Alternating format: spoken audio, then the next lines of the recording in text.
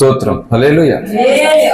దేవుని పరిశుద్ధ వాక్య భాగంలో నుండి 69వ కీర్తన భక్తుడైన దావీదు రచించినటువంటి 69వ కీర్తన 9వ చరణం చదువుకుని దేవుని యొక్క వాక్యాన్ని ధ్యానం చేసుకుందాం.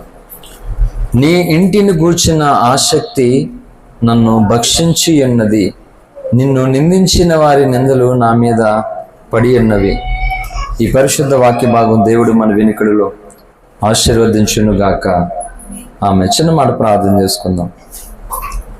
స్తోత్రం నాయన, మహోన్నతుడగు తండ్రి, సర్వాధికారి అయిన ప్రభువా, మీ పరిశుద్ధ నామానికి వందనాలు.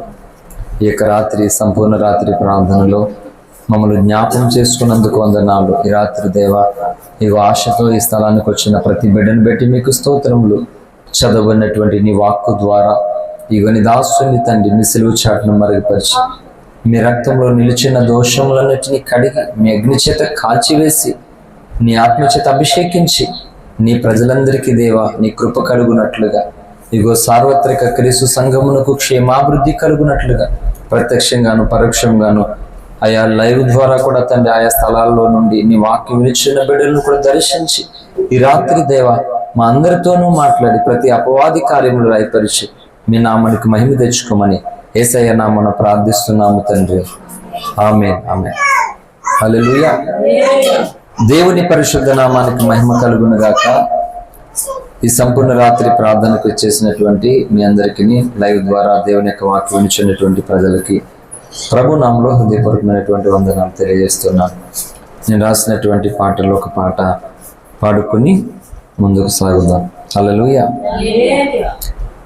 భక్తి జీవితంలో నే రోషంతో ఉండగా రోగములు దుఃఖములు నాకు మిగలగా, భక్తి జీవితంలో నే రోషంతో ఉండగా రోగములు దుఃఖములు నాకు మిగలగా, సత్యము కొరకే నే బ్రతుకుచుండగా, సత్యము కొరకే నే బ్రతుకుచుండగా, భక్తిహీనులే నన్ను తరుముచుండగా, భక్తిహీనులే నన్ను తరుముచుండగా, ఆదుకోవా నన్ను ఆదుకోవా, అనాథగా నేను మిగిలిపోగా, ఆదుకోవా నన్ను ఆదుకోవా,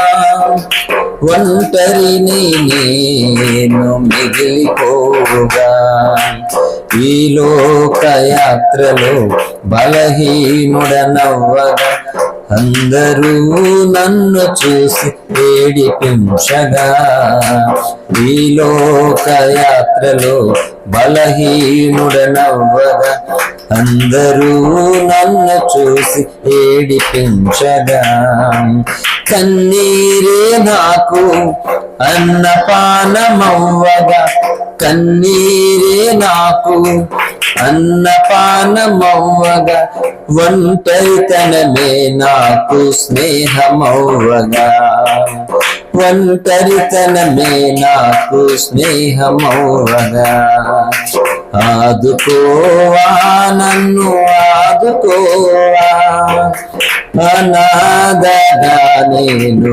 మిగిలిపోగా, ఆదుకోవా యేసు ఆదుకోవా, ఒంటరిగా నేను కుమిలిపోగా, ఆనందం ఆవిరైపోగా,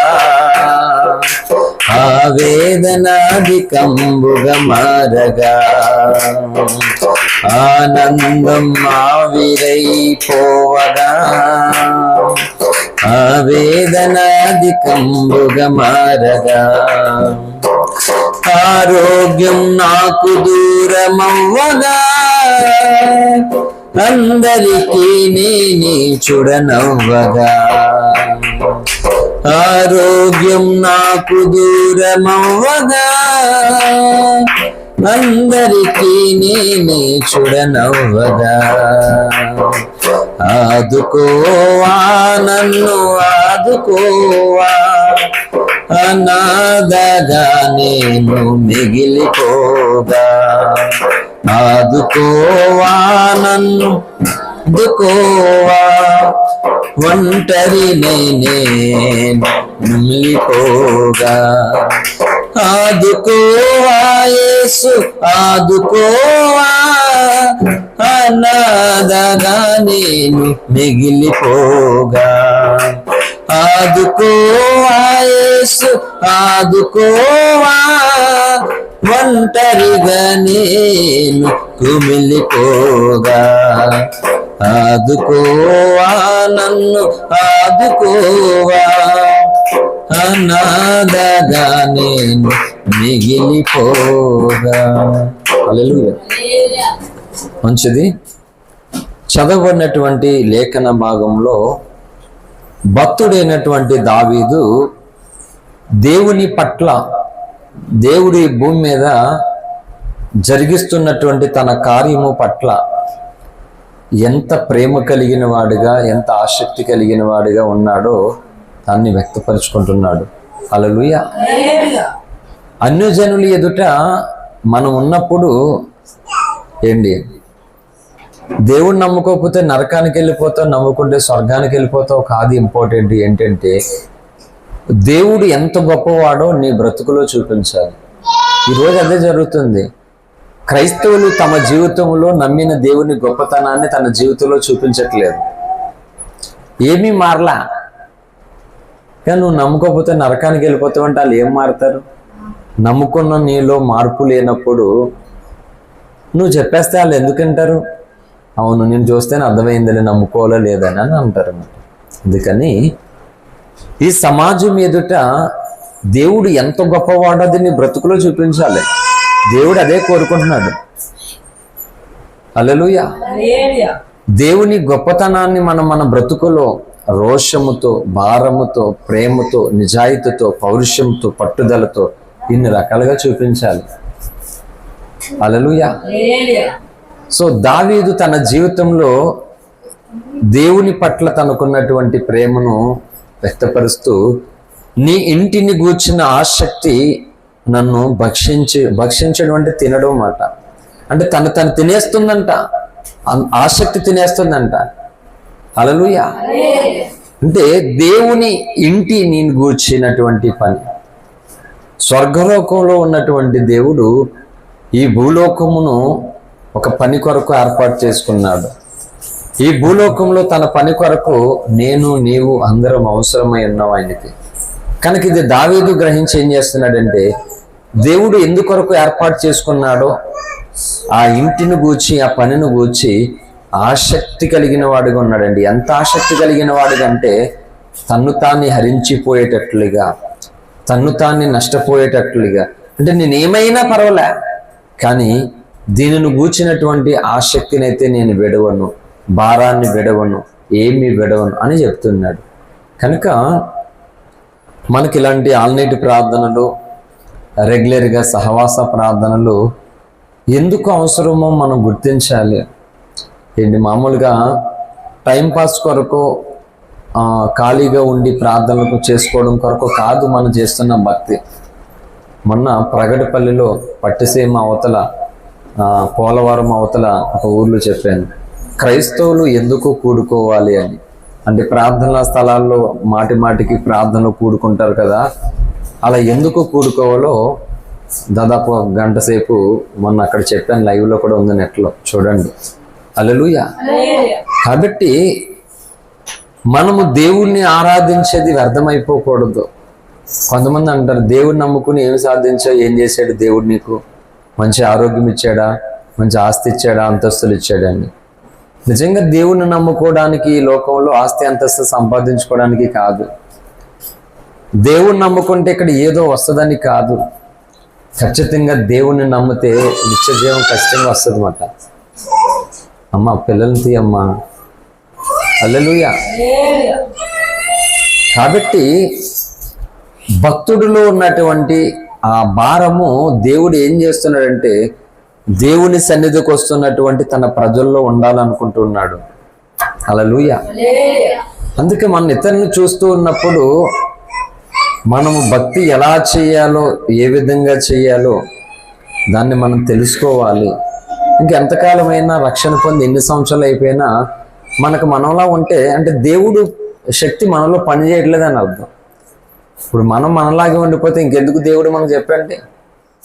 మనం మామూలు మనుషులమే, అందరూ తినేది అందరిలాంటి జీవితమే. కానీ దేవుని కొరకు బ్రతుకుతున్నప్పుడు అందరిలా ఉండకూడదు మనం.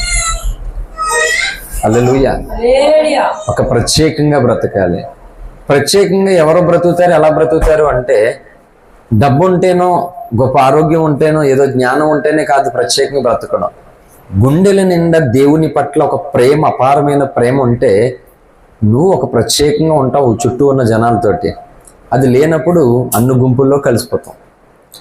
అంటే కలిసి అందరితో ఉండేది వేరు, అన్ని గుంపుల్లో కలిసిపోవడం అంటే ఏంటంటే వాళ్ళు తయ్యి అంటే తందాన అనడం. ఆ గుంపు కాదు నేను చెప్పేది, భక్తుల గుంపు అంట. హల్లెలూయా. కాబట్టి భక్తుడైనటువంటి దావీదు దేవుని పట్ల తనకున్నటువంటి విధానాన్ని తను వ్యక్తపరుచుకుంటున్నాడు. మరి మనం ఏం వ్యక్తపరచుకోవాలి? మన సహోదరులు ఎదుట, మన బంధువులు ఎదుట, మన సమాజం ఎదుట దేవుని పట్ల నీకున్న కమిట్మెంట్ ఏంటి అని అడుగుతారు. ఫర్ ఎగ్జాంపుల్, ఇప్పుడు స్కూల్స్, కాలేజెస్ అన్నీ ఓపెన్ చేశారు కదా. 10th అయిపోయి ఇంటర్లో జాయిన్ అయిన పిల్లలు ఉన్నారు. వాళ్ళని అడుగుతారు కాలేజీలో, వాట్ ఈజ్ యువర్ గోల్? నువ్వేం అవ్వాలనుకుంటున్నావు? ఇప్పుడు 10th అయిపోయింది, 10th వరకు ఓకే, ఇప్పుడు ఇంటర్లోకి వచ్చావు, 11, 12కి వచ్చావు, నువ్వేం అవ్వాలనుకుంటున్నావు అని అడుగుతారు. చెప్తారా లేదా? పలానా అవ్వాలనుకుంటున్నాను అది. మరి అలాగే క్రీస్తుని కలిగి దేవుని సంఘంలో చేర్చబడ్డాం కదా, నువ్వు దేవుని కొరకు ఎలా బ్రతకాలనుకుంటున్నావు? దేవుడు అడుగుతాడు ఆ లెక్క, ఆ ప్రశ్న. అలాగే ఈ లోకం అడుగుతుంది ఆ ప్రశ్న. శత్రువు అడుగుతారు, ప్రేమించే వాళ్ళు అడుగుతారు, ఏంటి దేవుని పట్ల నీకున్న కమిట్మెంట్ ఏంటి అని అడుగుతారు. మరి ఏం చెప్తాం? ఏమీ లేదు, ఏదో అలాగే వెళ్ళడమే అంతేనా? ఓఫిరి గారు నేర్పించినటువంటి పాఠాలు ఈనాటి క్రైస్తవ సమాజం అంతటికీ అవసరమే. నేను చెప్తున్నాను, అటువంటి మహానుభావులు పరిచయం అవ్వకపోతే ఈ భక్తి ఎలా చేయాలి, రోషంగా ఉండాలని తెలియదు. ఇంకా మహామేధావులు ఇంక ఎవరి చేతుల్లోనూ బానిసలుగా బ్రతికేయడం తప్ప వేరే ఆప్షన్ లేవు ఇప్పుడున్న రోజుల్లో. ఎవరొకరి చేతుల్లో బానిస బ్రతకడం తప్ప బైబిల్లో ఉన్న భక్తుల్లా నేను బ్రతకాలి, బైబిల్లో ఉన్న భక్తురాల్లా బ్రతకాలి అనేటువంటి ఆశలు లేవు ఇప్పుడు జనాలకి. ఇంకా మధ్యలో ఉన్నటువంటి ఈ బోధకులు ఇంకా జనాలను వాళ్ళ గ్రూపులో పెట్టుకుండి ఇంకా బానిస బ్రతుకు చేశారు. ఇంట్లో పెంపుడు కుక్కల్ని పెంచుకుంటారు కదా, అలాగా దేవుని ప్రజలను యేసు రక్తంలో కడగబడినటువంటి జనులను వీళ్ళు పెంపుడు కంటే దారుణంగా చేసేసారు. నిజానికి పెంచుకున్న దానిమే ప్రేమ ఉంటుంది అంటే వీళ్ళకి ఆ ప్రేమ ఉన్నదా అంటే లేదు. ఇప్పుడు ఏముంది మరి అంటే కూలోళ్ళు ఉంటారు, సపోజ్ వాళ్ళ మీద ప్రేమ ఉంటుందా? కూలు అంటారు, అంటే పని కొరకు ఏర్పాటు చేసుకున్నారు అనమాట. వాళ్ళు కఠినంగానే చూస్తారు, కఠినంగానే మాట్లాడతారు, వీళ్ళతో పాటు సమానంగా కూర్చోబెట్టుకోరు, వీళ్ళు తినేది పెట్టరు, సెపరేట్గా చేస్తారు ఇవన్నీ. అలాగా ఇప్పుడున్న బోధకులు యేసు రక్తంలో కడగబడినటువంటి తన జనులు, తన ప్రజలను కూలోల కింద చేసేసారండి. ఇంకా వాళ్ళు కూలోళ్ళు అంతే. వాళ్ళు దేనికి ఉపయోగపడరు. వాళ్ళు దేనికి ఉపయోగపడతారంటే ఈ అయ్యగారులు, అమ్మగారులు ఏం చెప్తే అది చెయ్యాలి, వీళ్ళు ఎలా చెప్పమంటే అలా చెయ్యాలి, వీళ్ళు నించోమంటే నించోవాలి, కూర్చోమంటే కూర్చోవాలి. ఇది బానిస బ్రతుకు. దేవుని కృపమేట అటువంటి బానిస బ్రతుకు బ్రతకకుండా దేవుడు నన్ను కాపాడాడు.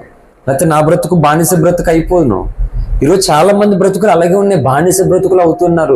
మేము బాగానే బ్రతుకుతున్నాం అనుకుంటున్నారు, కానీ బానిస బ్రతుకులు బ్రతుకుతున్నారు లక్షలాది మంది క్రైస్తవులు ఈరోజు. అంటే బైబిల్లో ఉన్నటువంటి ఒక భక్తుడుగా, ఒక భక్తురాలుగా నేను బ్రతకాలనే కోరిక వీళ్ళకి ఎందుకు రావట్లేదు అంటే ముందు చెప్పేవాడికి లేదు కాబట్టి. అవునా? చెప్పేవాడికి ఆ కోరిక లేదు. ఫస్ట్ నేను అలా ఉండాలని చెప్పేవాడికి లేదు, అలా ఎదుటిన్న వాళ్ళకి కూడా అలా ఉండాలని చెప్పడం లేదు. ఈ 2 కారణాలు బట్టి ఏంటంటే జనులు తమకు నచ్చినట్లు వెళ్ళిపోతూ ఉన్నారు. అందుకని ఓఫిరి గారు ఒక మాట చెప్పారు, ఏంటి అంటే ఓపుకున్నంత వరకు నేను దేవుడి పని చేస్తాను, ఓపుకున్నంత వరకు నేను దేవుడిని ప్రేమిస్తానని చెప్పలేదు. అది లోకంలో మిగిలినటువంటి వాళ్ళు చెప్పుకున్నటువంటి మాటల్లో. కానీ దైవజనులు రంజిత్ ఓఫిరి గారు మన ఆత్మీయ తండ్రి చెప్పిన మాట ఏంటంటే ఊపిరి ఉన్నంత వరకు చేస్తాను దేవుడి పని అన్నాడు. హల్లెలూయా. ఇప్పుడు చెప్పండి, ఓపికకి ఊపిరికి తేడా ఎంత తేడా ఉంది? అంటే ఓపుకున్నంత వరకు అంటే సపోజు కూర్చొని ఓపిక తగ్గిపోతుంది మనకి. ఎవరైనా మాట అంటారు, సపోజ్ ఏదో గాయమైంది, చిన్న బాధ కలిగింది, చిన్న నీరసం వచ్చింది, ఓపిక తగ్గిపోద్ది అంటనే. అంటే మాటికి ఓపిక తగ్గిపోతే ఇంకెప్పుడు దేవుడి పని చేస్తాం? అందుకే అసలైన గమ్యస్థానం ఏంటంటే ఊపిరి ఉన్నంత వరకు. హల్లెలూయా. అందుకే భక్తుడు అన్నాడు, ప్రాణమున్నంత వరకు నే పాడేదా, జీవమున్నంత వరకు స్తుతించేదా. ప్రాణమున్నంత వరకు నే పాడేదా, జీవమున్నంత వరకు స్తుతించేదా. నీ నామం కొనియాడి దినమెల్లా పాడెదను, నీ పలుకే నా స్వరం జగమంతా చాటెదను. నీ నామం కొనియాడి దినమెల్లా పాడెదను, నీ పలుకే నా స్వరం జగమంతా చాటెదను. ప్రాణమున్నంత వరకు నే పాడేదా, జీవమున్నంత వరకు స్తుతించేదా. నీ సిల్వ చాటున నన్ను దాయుము, నీ సాక్షిగా నన్ను నడిపించుము. నీ సిల్వ చాటున నన్ను దాయుము, నీ సాక్షిగా నన్ను నడిపించుము. నీ చేతి పనులను వివరించుట, నీ చేతి పనులను వివరించుట, నీ వాక్యమును నేను ప్రకటించుట, నీ వాక్యమును నేను ప్రకటించుట. ప్రాణమున్నంత వరకు నే పాడేదా, జీవమున్నంత వరకు స్తుతించేదా. ప్రాణమున్నంత వరకు నే పాడేదా, జీవమున్నంత వరకు స్తుతించేదా. నీ నామం కొనియాడి దినమెల్లా పాడెదను, నీ పలుకే నా స్వరం జగమంతా చాటెదను. నీ నామం దినమెల్లా పాడెదను, నీ పలుకే నా స్వరం జగమంతా చాటెదను. ప్రాణమున్నంత వరకు నే పాడేదా, జీవమున్నంత వరకు స్తుతించేదా. హల్లెలూయా. కనుక ఓపిక అనేది ఎప్పుడు అయిపోతుందో తెలియదు. మాటికి ఊరికి అందరూ గాలి కొట్టి పొగడవలసిన అవసరం ఎవరికి ఉండదు కదా. కాబట్టి ఓపుకున్నంత వరకే దేవుడి దగ్గరికి వెళ్ళాలి, ఓపుకున్నంత వరకే ఉపయోగపడతాను, ఓపుకున్నంత వరకే పని చేస్తానంటే ఎప్పటికీ దేవునికి ఇష్టలుగా మనం బ్రతకలేం. అందుకని క్రైస్తవ జీవితంలో అల్టిమేట్ ట్రూత్, అల్టిమేట్ గోల్ ఏంటి అంటే ఊపిరి ఉన్నంత వరకు దేవుని కొరకు బ్రతుకుతాను. హల్లెలూయా. ఇది భక్తుడు నేర్పించాడు దేవుని సంఘం అంతటికి కూడా. ఆ ఆశయంతో బ్రతుకుతూ సేవ చేస్తున్నాను నేను. హల్లెలూయా. కనుక దేవుని పని పట్ల మనము బైబిల్లో దేవుడు చెప్పినట్లుగా విధానంగా బ్రతకడానికి ఒక కసి ఉండాలి మనలో.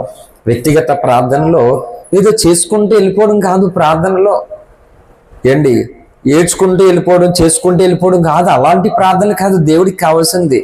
బైబిల్లో భక్తులు చూడండి, ఫర్ ఎగ్జాంపుల్ రూతు చూద్దాం. రూతు చాలా చిన్న అమ్మాయి, యవ్వన ప్రాయంలో ఉన్నటువంటి అమ్మాయి. రూతు చరిత్ర చాలా ఇష్టం ఉంది, అవసరాన్ని బట్టి చెప్తారు 2 ముక్కలు.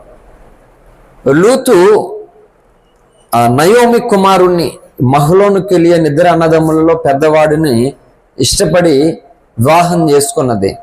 కనుక రూతు ఇంటి వారు రూతుని యాక్సెప్ట్ చేయలేదు. యవ్వన ప్రాయంలో ఉన్నటువంటి అమ్మాయి, వీళ్ళు వేరే వర్గం, వాళ్ళు వేరే వర్గం. కనుక ఈమె మోయాబీలు, వాళ్ళేమో యూదులు. కనుక ఈ వ్యక్తిని ఎప్పుడైతే వివాహం చేసుకుందో ఆ కొద్ది దినాలలోనే ఇంకా గర్భఫలం కలగకుండానే మరణించాడు భర్త. అత్తకు భర్త చనిపోయాడు. ఇలాంటి పరిస్థితుల్లో తల్లిదండ్రుల దగ్గరికి వెళ్ళడానికి అవకాశం లేదు, వాళ్ళు యాక్సెప్ట్ చేయలేదు. భర్త చనిపోయాడు, ఇప్పుడు ఎక్కడికి వెళ్ళాలో తెలియని పరిస్థితి. కానీ భర్తతో ఉన్నటువంటి కొద్ది దినాల పరిచయంలో ఆ భర్త దేవుని గూర్చి, అంటే యూదులైనటువంటి వారు తాము నమ్మినటువంటి దేవుడు ఎలాంటి సర్వశక్తి కలిగిన వాడో, ఆయన మీద ఎలా ఆనుకొనాలో, ఆయన మీద ఎలా మనం ఆధారపడి బ్రతకాలో కొద్ది దినాలలోనే భర్త ద్వారా నేర్చుకున్నది రూతు. గనుకని తల్లిదండ్రులను ఆశించలేదు, ఇంకొకరితో వెళ్ళిపోవాలని ఆశించలేదు. కనుక భర్తకు సంబంధించినది ఏదైనా ఉన్నదంటే అత్త ఒకటే. ఆ అత్తను బట్టి, అతను కలిగినటువంటి దేవుణ్ణి బట్టి రూతు తన జీవితాన్ని అప్పగించుకుని ఆ విధంగా కొనసాగింది. ఏంటి అంటే ఇప్పుడు మూడులాగా ఉంది. ఆస్తి ఏమి లేదు అత్తతో ఉండడానికి. ఆస్తి ఉందంటే ఏదో అత్తను బట్టి అలాడుతుంది, చచ్చిపోతే వస్తుందని చెప్పేసి ఏమీ లేదు. కానీ ఎందుకు ఉంది రూతు? అది చెప్తున్నాను. బైబిల్లో నీకు నచ్చినట్లుగా నువ్వు బ్రతకడానికి, నాకు నచ్చినట్లుగా బ్రతకడానికి చాలా స్వేచ్ఛ ఇచ్చాడు దేవుడు.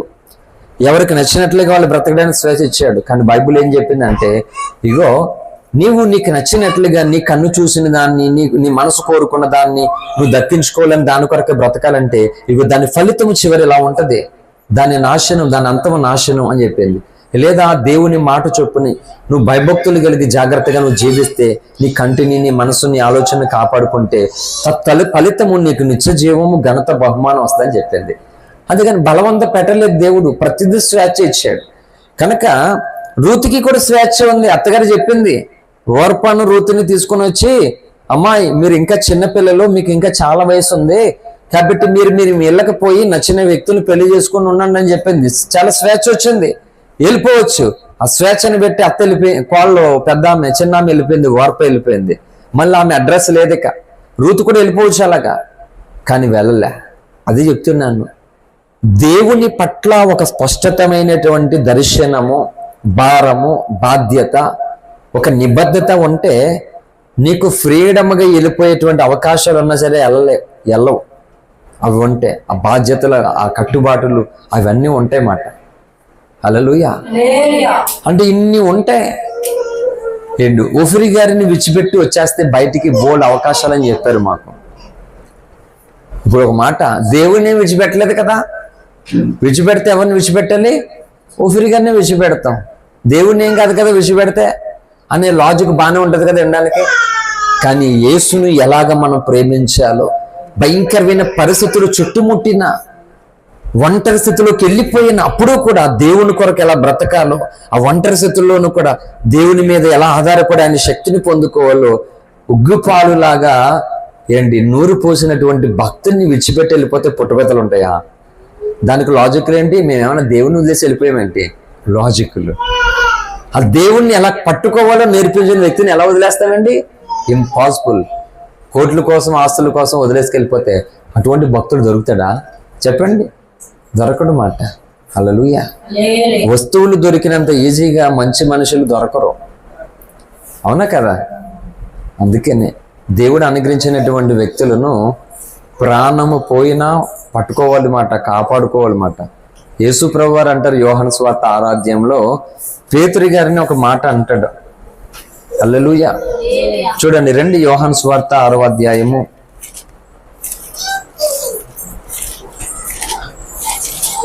యోహాను సువార్త 6వ అధ్యాయము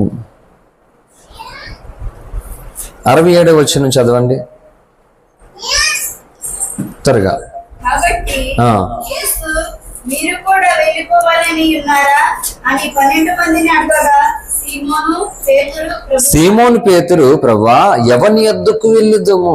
నీవే నిత్య జీవపు మాటలు గలవాడు, నీవే దేవుని పరిశుద్ధుడివని మేము విశ్వసించి ఎరుగున్నామని ఆయనతో చెప్పాను. హల్లెలూయా.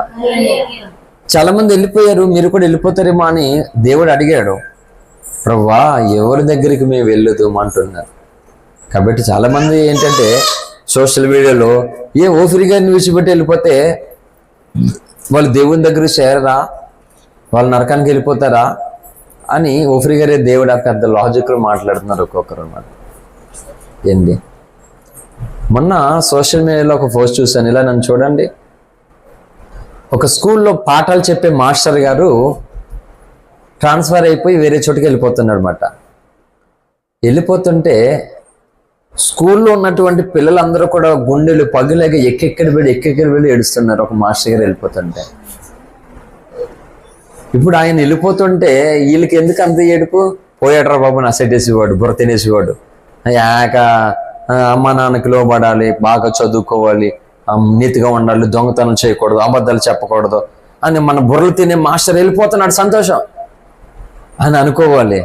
కానీ ఏడుస్తున్నారు వాళ్ళు. అంటే ఆయన చెప్పే మాటలు, ఆయన చెప్పే పాఠాలు, ఆయన పంచిన ప్రేమ ఈ పిల్లల్లో ఎంత నాటుకుపోయిందో. ఏంటి ఈరోజు చెప్తున్నాను, ఈరోజు దేవుని నమ్ముకున్న ప్రజలకి కనీసం దేవుని కొరకు బ్రతుకుతున్నటువంటి వ్యక్తుల జీవితాలు కొంచెం ఇలా కలగట్లేదా? కలిగితే ఎంత బాగుంటుందో చూడండి. అవునా కదా?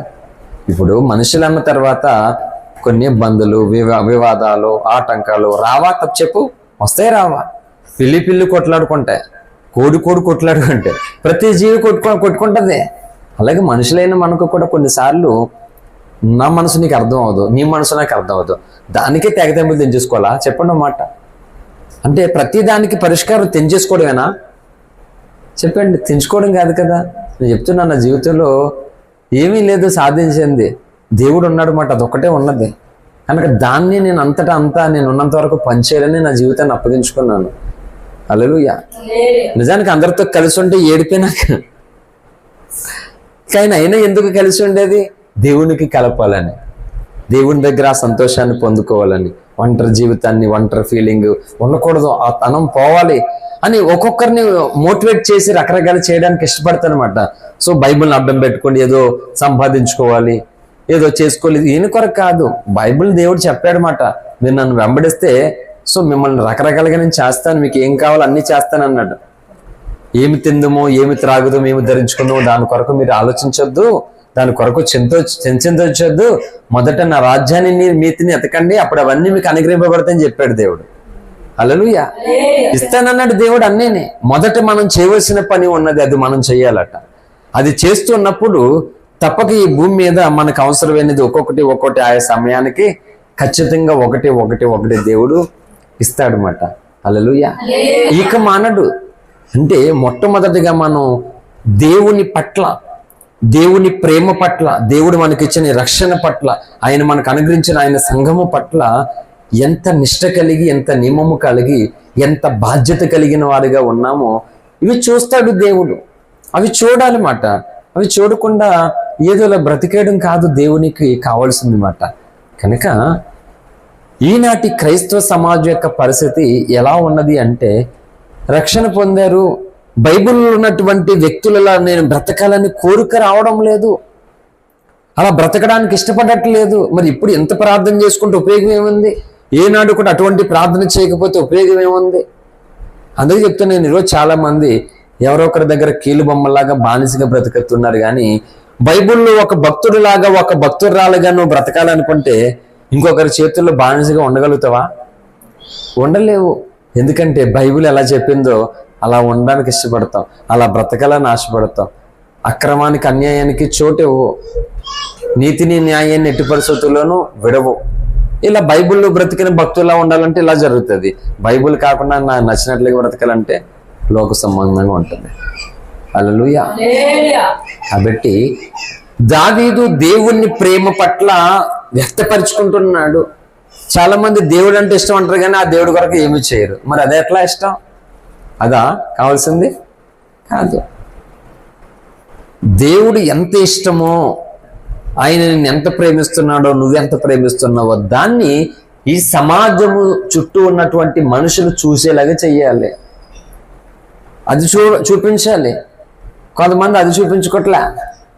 హిజ్కియా భక్తుడు ఉన్నాడు, అతన్ని దైవజనుడిని పంపించి, హిజ్కియా నువ్వు మరణిస్తావు, నీ ఇల్లు చక్కబెట్టేసుకో అని దేవుని ప్రవక్త యెషయా ప్రవక్త వెళ్ళి చెప్పాడు. చెప్పి ఆ కోలంకులో చెప్పాను ఆదివారం అన్న చెప్పి ఆయన రాజదర్బార్ నుంచి బయటకు వచ్చి కరెక్ట్గా రాజశాలలో నడిమిశాలకు వచ్చేసరికి హిజ్కియా కన్నీరు కార్చి ఏడుస్తున్నాడు దేవుడి దగ్గర ప్రార్థిస్తుంటే దేవుడు మాట్లాడాడు. సరే నువ్వు బాధపడకు, నీకు ఇంకా 15 సంవత్సరాలు ఆయుసిస్తానని చెప్పేశాడు. ఈ ప్రవక్త దగ్గరికి వెళ్ళి చెప్పు, నువ్వు బాధపడుతున్నాడు, నా కుమారుడు ఏడుస్తున్నాడు, వెళ్ళి చెప్పంటే అక్కడి నుంచి వచ్చి నేను మళ్ళీ వెంటనే వెళ్ళి చెప్పాడు. అలాగ చచ్చిపోవలసినటువంటి వ్యక్తి బ్రతికాడు. ఇప్పుడు బ్రతికిన తర్వాత ఆ వ్యక్తి తర్వాత ఏం చేయాలి చెప్పండి? ఆల్రెడీ అతనికి ఒక మరణకరమైనటువంటి ఒక రోగ పుండు ఒకటి వచ్చింది. అది వస్తే చచ్చిపోతారు అందరూ. కనుక అందరూ కూడా తను చచ్చిపోవలసినటువంటి వ్యక్తి బ్రతికాడని పరామర్శించడానికి, చూడడానికి చుట్టూ ఉన్నటువంటి జనులు అందరూ వచ్చారు. వచ్చినప్పుడు అతడు ఏం చేశాడో తెలుసా? ఇగో ఇవన్నీ నేనే సంపాదించాను, ఇవన్నీ కూడా మొత్తం యాస్తంతా మందే, నా రాజరికలు ఇవన్నీ నేనే చేశాను, మొత్తం ఇవన్నీ చూపెడుతున్నాడు. కానీ ఇగో ఈ రాసపుండు చూడు, దీని ద్వారా నేను చచ్చిపోయేవాడిని, ఇగో చూడిది, దేవుడు నన్ను కాపాడేశాడు అని చెప్పలేకపోయాడు. నా సెల్లో వీడియో కొంతమంది చూపెడితే మా పిన్ని ఇంకా చాలామంది హిందుత్వంలో ఉన్నటువంటి ప్రేమించే వ్యక్తులు, ఎప్పుడు అయిపోయింది కదా అలాంటివి ఉంచుకోకూడదు, అలాంటివి ఉంచుకోకూడదు, అది తీసేయాలి, అవి జ్ఞాపకం చేసుకోకూడదు అని అమాయకత్వం మాట, తెలియక. అవునా? తెలియక మాట. అంటే అవి చూసినప్పుడు అవి ఉండకూడదు మన దగ్గర, అవన్నీ తీసేయాలన్నా. ఇప్పుడు నా దగ్గర ఏమీ లేకపోతే ఆయన నాకు ఇచ్చని నేను ఎలా చెప్పెడతాను చెప్పండి? అవునా? కొన్నిసార్లు షర్టుపు చూపెడతాను కొన్ని స్థలాల్లో, తప్పదు మరి. వీడియోస్ నమ్మరు, ఇలాంటి బొచ్చుడు వీడియోలు పెడతాను అంటాడు ఒకడు, బోల్ మంది పెడతాను ఇలాంటివి అంటాడు. ఇప్పుడు ఏముంది, అక్కడ బాధపడుతున్నది నేను, సపోజ్ ఆ వీడియోలో నేను ఉన్నాను, నా ముఖం తీసేసి ఇంకొకటి ముఖం పెట్టేస్తాడు అక్కడ. వీడియోలు అలా చేసుకోవచ్చు ఇప్పుడు. కాబట్టి మొన్నసారి ట్రైన్లో షర్టుపు చూపించాను నాకు అయిన ఆపరేషన్. ఒరే బాబు, ఫేక్ వీడియో క్రియేట్ చేసి నేను సమయాన్ని హెచ్చించుకుంటే ఇది నీకు చూపించడం వల్ల నువ్వు ₹1,00,000 ఏమీ నాకు ఇవ్వు, నా బాధ ఏమో నువ్వు తీయవు, నా ఏడుపు నువ్వు తొలగించు, నేను నీకు చెప్పవలసిన అవసరం నాకు లేదు. ఇది ఫేక్ వీడియో అయితే ఏంటి, ఒరిజినల్ వీడియో అయితే ఏంటి, నేను నీతో మాట్లాడడం వల్ల దమ్ముడి ఉపయోగం నాకేమీ లేదు, నా టైం వేస్ట్ అంటే. ఎందుకురా నాయన మాకు ఆ తిప్పలో? సమాజానికి కలిగే ఒక తిప్పు ఉంది, దాని నుండి తప్పించడానికి ఆరాటం పోరాటం అని మాట్లాడుతూ షర్ట్ ఉప్పి బట్టను ఉప్పి ఇంకో ఇంత పొడిగా ఆపరేషన్ అయిందిరా బాబు నాకు, ఇది పరిస్థితి, మాకేం కర్మ వచ్చింది మిమ్మల్ని ఒప్పించేంత ఇదే వచ్చింది అని చెప్పాను. సారీ బదరు, అయ్యో అవునా అని చెప్పి ఆ వీడియో నాకు పెట్టండి అన్నాడు. హల్లెలూయా. ఇప్పుడు అందరినీ ఒప్పిస్తే ఏంటి మనం? అవునా? మనం ఒప్పించలేము అంతాని కూడా, మన పని మనం చేసుకుంటూ వెళ్ళిపోవాలన్నమాట. హల్లెలూయా. ఆ చేస్తున్నటువంటి పని పట్ల ఒక నియమం ఉండాలి, ఒక భారం ఉండాలి, ఒక ఆసక్తి ఉండాలి. అంతే మనం దేవుడు చూసుకుంటాడు. బాబాయ్ ఇంటికాడ కార్యక్రమం చాలా రోజులు, దాదాపు 14 రోజులు అయ్యింది చనిపోయిన తర్వాత. ఆ కార్యక్రమం వరకు కూడా, ఈ రోజు వరకు కూడా నేను అంత కన్నీరు కార్చి, ఎంత టెన్షన్ పడి, ఎంత బాధపడి, ఎంతమందితో ఎన్ని రకాలుగా మాట్లాడి, ఆ రోజు ఎటువంటిది జరగకూడదు ప్రభు అని ఎన్ని రకాలుగా చేశాను. అంటే ఒక ఆశ ఉంది, ఒక భారం ఉంది, ఒక నియమం ఉంది. కానీ చివరి రోజు దేవుడు తన కార్యము చేయవలసినటువంటి పనిని చేశాడు. మనం కష్టపడ్డం, దేవుడు చేయవలసింది చేసేసాడు. ఆ తర్వాత ప్రజల ఇష్టాలు మాట, దేవుడు మనల్ని అడగడ, తర్వాత లెక్క అడగకుండా మనం చేసేసుకోవాలన్నమాట. ఇప్పుడు నేను ఇంటికి వచ్చేసరికి నా భార్య ఇదంతా శుభ్రం చేసుకుని, పిల్లల్ని రెడీ చేసుకుని, తను రెడీగా ఉండి, ఇంకా పాస్టర్ గారి కోసం ఎదురు చూస్తున్నట్లుగా ఉంటే నేనెందుకు కోప్పడతాను చెప్పు? నేనెందుకు తిడతాను? అవునా కదా? అలా చేస్తే ఎవరైనా కోపడతారు, తిడతారా? చక్కగా బయటికి వెళ్ళిన తర్వాత ఏమో ఎక్కడ ఎన్ని తిప్పలు పడ్డాము, ఎన్ని ఇబ్బందులు పడ్డామో, అనుకున్న పనులు ఎన్ని కష్టాలు ఎదురయ్యో, కానీ ఇంటికి వచ్చేసరికి అలా కనబడితే ఆ బాధ అంతా మర్చిపోయి చాలా సంతోషంగా అమ్మో అక్కడ ఇద్దారా ప్రార్థన చేసుకుందాం అని అనిపిస్తుంది. ఇంటికి వచ్చేసరికి చిరిగిపోయిన చింపుడు జుట్టు వేసుకొని, మాసిపోయిన నైటీతోటి అట్లా ఇట్లా తిరిగి, ఆ పిల్లేమో శివుడి ముక్కుతోటి బట్టలు లేకుండా అది తిరిగి, ఈడేమో అలా గాలి గంగలాగా ఆడు తిరిగి, మొత్తం ఎక్కడ పెంట అక్కడ ఉంటే 2 మోకాళ్ళు వేద్దాం అంటనా? అందుకే అంటున్నాను, ఒక దైవజనుడిని ఎలా ఉంచుకోవాలనుకునేది మీ చేతిలోనే ఉంటుంది. అవునా కదా? అంటే ఇది నా లైఫ్ కోసం నార్మల్గా చెప్పాను, కానీ యాక్చువల్లీ సంఘము పట్ల, సమాజం పట్ల, కుటుంబం పట్ల జరుగుతున్నది ఇదే. ఒక బాధ్యత కలిగినటువంటి సేవకుడిని నువ్వు ఎలా ఉండాలనుకుంటున్నావు అది నీ చేతిలో ఉంటుంది. అవునా కదా? ఇప్పుడు ఎక్కడెక్కడికో ఉదయం వెళ్ళి తిండి తిప్పలు లేకుండా ఎన్ని పోరాటాల్లో, ఎండకి ఎండి వానకు తెలిసి భయంకరమైనటువంటి ప్రమాదాలు ఎదుర్కొని కొట్టుకుని ఇంటికి వచ్చేసరికి మోకాలు వేయడానికి రెడీగా ఉన్న మనుషులను చూసి మనసు ఆనందపడుతుంది అన్నమాట. అంత బాధపడి అంత ఇబ్బందులు పడి ఇంటికి వచ్చి ప్రార్థన టైం అయిపోతుంది, మీరు ఇంకా ఎలా ఉన్నారని మాట్లాడుకోవాల్సిన పరిస్థితి వస్తే ఎలా ప్రేమగా మాట్లాడతాడు అక్కడ. అందుకని అంటే ప్రతి సంఘము కూడా ఒక సేవకుడి పట్ల, ప్రతి కుటుంబం పట్ల ఈ విధమైనటువంటి నియమము బాధ్యత కలిగి ఉండాలి. అందుకే చెప్తున్నాను, బైబిల్ అంటే ఏవో దేవుడు ఎలా చెప్పాడు ఇలా చెప్పాడు ఇంకా అది మొక్క కాదు. మన మనుషులుగా మన కుటుంబాలలో ఉండవలసిన విధానం, మన బంధువులతో ఉండవలసిన విధానం, సమాజంతో ఉండవలసినటువంటి విధానం, పిల్లలైతే వాళ్ళు చదువుకున్న స్థలాలలో తల్లిదండ్రులతో బంధువులతో ఇలాగా వాళ్ళు ఉండవలసిన అన్ని నేర్పిస్తుంది బైబిల్. ఇవేమీ నేర్చుకోవట్లేదు, మా దేవుడు గొప్పడంతే, మీరు నమ్మేది ఏది నిజం కాదంతే నన్ను పోతారు నరకానికి, ఇది మాట. ఏంటి ఇది సువార్త? ఇది పరిస్థితులు ఏర్పడుతున్నాయి. అందుకని దేవుడు ఎంత ఇష్టమో, నిన్ను ఎంత ప్రేమిస్తున్నాడో అది నీవి సమాజానికి చెప్పాలన్నమాట. క్రియల ద్వారా చూపించాలి, దాచుకోకూడదు ఇష్టాన్ని. అది దేవుడికి ఇష్టం ఉండదు, అది ఎక్స్పోజ్ చేసుకోవాలి, అది కనిపించాలి మాట. నా యేసయ్య మీద నాకు ఇంత ప్రేమ ఉన్నది అని నువ్వు చూపించినాడు ఇంకొకరు కూడా అర్థమయ్యి, అమ్మో అది చూడండి ఎంత ఆసక్తి కలిగి ఉన్నారో అని అంటారన్నమాట అవతలను. హల్లెలూయా.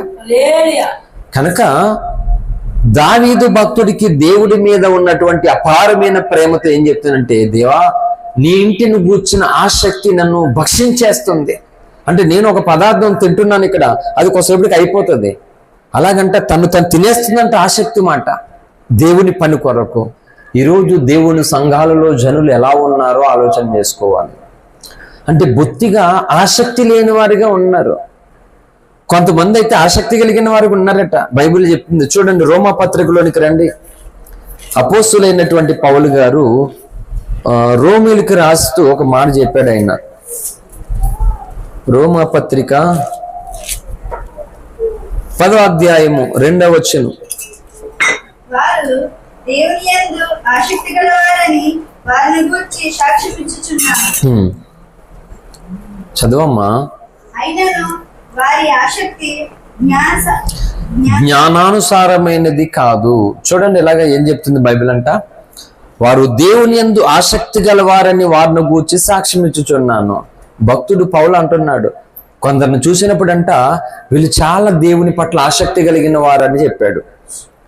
అలా చెప్తూ ఏమన్నాడంటే, అయినను వారి ఆసక్తి జ్ఞానానుసారమైనది కాదంట. అందుకే చెప్తున్నాను, మనకున్నది ప్రతిదీ కూడా ఒక నియమం, ఒక ఉద్దేశం, ఒక ఆలోచన మనకున్నప్పుడు దానిని బైబిల్ సమర్థిస్తుందా లేకపోతే ఖండిస్తుందా చూసుకోవాలి. జనాలు అవి ఏమి చూసుకోరు. నీకు ఒకటి ఇష్టం అనిపించింది చేసుకుంటూ వెళ్ళిపోవడమే. అంటే నీ ఇష్టం మంచిదే, కానీ ఆ ఇష్టాన్ని బైబిల్ ప్రేమిస్తుందా ఖండిస్తుందా చూసుకోవాలి కదా, అది చూసుకోరు. అంటే కొంతమంది ఆసక్తి ఉందట దేవుని పట్ల, కానీ ఆసక్తి ఎలా ఉందంట, జ్ఞానానుసారమైనదిగా లేదట. అంటే ఇప్పుడు చెప్పండి, అలా లేనప్పుడు ఇప్పుడు ప్రమాదమా మంచిగా నష్టమే కలుగుతుంది. అందుకని మనకున్నటువంటి ఆసక్తి జ్ఞానానుసారమైనదిగా ఉండాలి. నేను చెప్తాను చూడండి, ప్రస్తుత క్రైస్తవ సమాజంలో ఉన్నటువంటి పరిస్థితి ఎలా ఉన్నది అని అంటే, కొంతమంది ఎలా ఉన్నారంటే రక్షణ పొందారు, రావడం వెళ్ళడం అంతే, ఇంకేమి పట్టింపు ఏమి ఉండదు. ఇది మొదటి కోవ. రెండో కోవ ఏంటంటే ఆసక్తి ఉంటుంది కొంత. కానీ ఆ ఆసక్తి ఏంటంటే అది నీతిగా ఉందా, నిజాయితీగా ఉందా, ఈ ఆసక్తి మంచిదేనా, ఈ ఆసక్తి వల్ల ఎవరికైనా నష్టం కలుగుతుందా, ఈ ఆసక్తి వల్ల నా దేవుని సేవకుడికి ఏమైనా ఇబ్బంది కలుగుతుందా, ఈ ఆసక్తి వల్ల సంఘం ఏమైనా పాడవుతుందా, ఏం ఆలోచించరు అన్నమాట. అంటే ఆసక్తి కానీ ఒక నియమము నిబద్ధత లేనటువంటి ఆసక్తి, తమకు నచ్చినట్లుగా వెళ్ళిపోతారు అన్నమాట. ఆసక్తి ఉంది, భారం ఉంది, అన్నీ ఉన్నాయి. ఎలా ఉండంటే వీళ్ళ ఆసక్తితో అవతల చచ్చిపోయినా పర్లే, అటువంటి ఆసక్తి ఉంది. అంటే మనకున్న ఆసక్తి చచ్చేవాడిని బ్రతికించుకోవాలనుకుంటుంది, కానీ మనకున్న ఆసక్తిని బట్టి ఒకటి చచ్చిపోయినా పర్లేదా? కొంతమంది ఆసక్తి సంఘం పాడైపోయినా పర్లేదు, కూలిపోయినా పర్లేదు, దైవజనుడు ఏడ్చినా పర్లేదు, ఏమైపోయినా పర్లేదు. ఇదేం ఆసక్తి? నేను చెప్తున్నాను చూడండి, సాతానుడికి చాలా ఆసక్తి ఉన్నది. ఆసక్తి ఏంటంటే చెప్తున్నా చాలాసార్లు ఏలే కోసం అన్నీ కూడా చెప్పాను. సాతానుడికి చాలా ఆసక్తి, కొంతమందికి చాలా ఆసక్తి. ఎంత ఆసక్తి అంటే ఈ కొంపకి ఆ కొంపకి పొగరాజేస్తారు నిప్పు లేకుండా, అంత ఆసక్తి మాట. సాతానికి అలా ఆసక్తి ఏంటంటే దేవుని ప్రజలను దేవుని మీద తిరుగుబాటు చేయాలి, దేవుని కుటుంబాలను కూల్చాలి, సంతోషంగా ఇష్టంగా ప్రేమగా ఉన్నటువంటి వ్యక్తులను కూల్చాలి, దూరం పెట్టాలి, సంఘాలు పాడు చేయాలి, సేవకుల మీద బురజల్లాలి, నిందలు వేయాలి, అవమానాలు వేయాలి, జనాలను రెచ్చగొట్టాలి. ఆ శక్తితో పనిచేస్తున్నాడు సాతాను శక్తులు ఆ శక్తితో పనిచేస్తున్నాయి. మతోన్మాదులు ఆ శక్తితో పనిచేస్తున్నారు. దేవుని పనిని పాడు చేయడానికి చాలా మంది ఆసక్తితో పనిచేస్తున్నారు. ఇప్పుడు చెప్పండి, మనకు ఉండవలసిన ఆసక్తి ఎలాంటిది? కూలిపోతున్న దాన్ని కట్టడానికి ఉండాలి మన ఆసక్తి. హల్లెలూయా. నాశనమైపోతున్నటువంటి దానిని బాగు చేయడానికి ఉండాలి మన ఆసక్తి. దేవుని పట్ల బొత్తిగా బాధ్యత లేనటువంటి వ్యక్తులు దేవుని పట్ల బాధ్యత కలిగిన వారుగా ఉండాలి ఆసక్తి. ఇది నా ప్రార్థన, హృదయ నివేదన,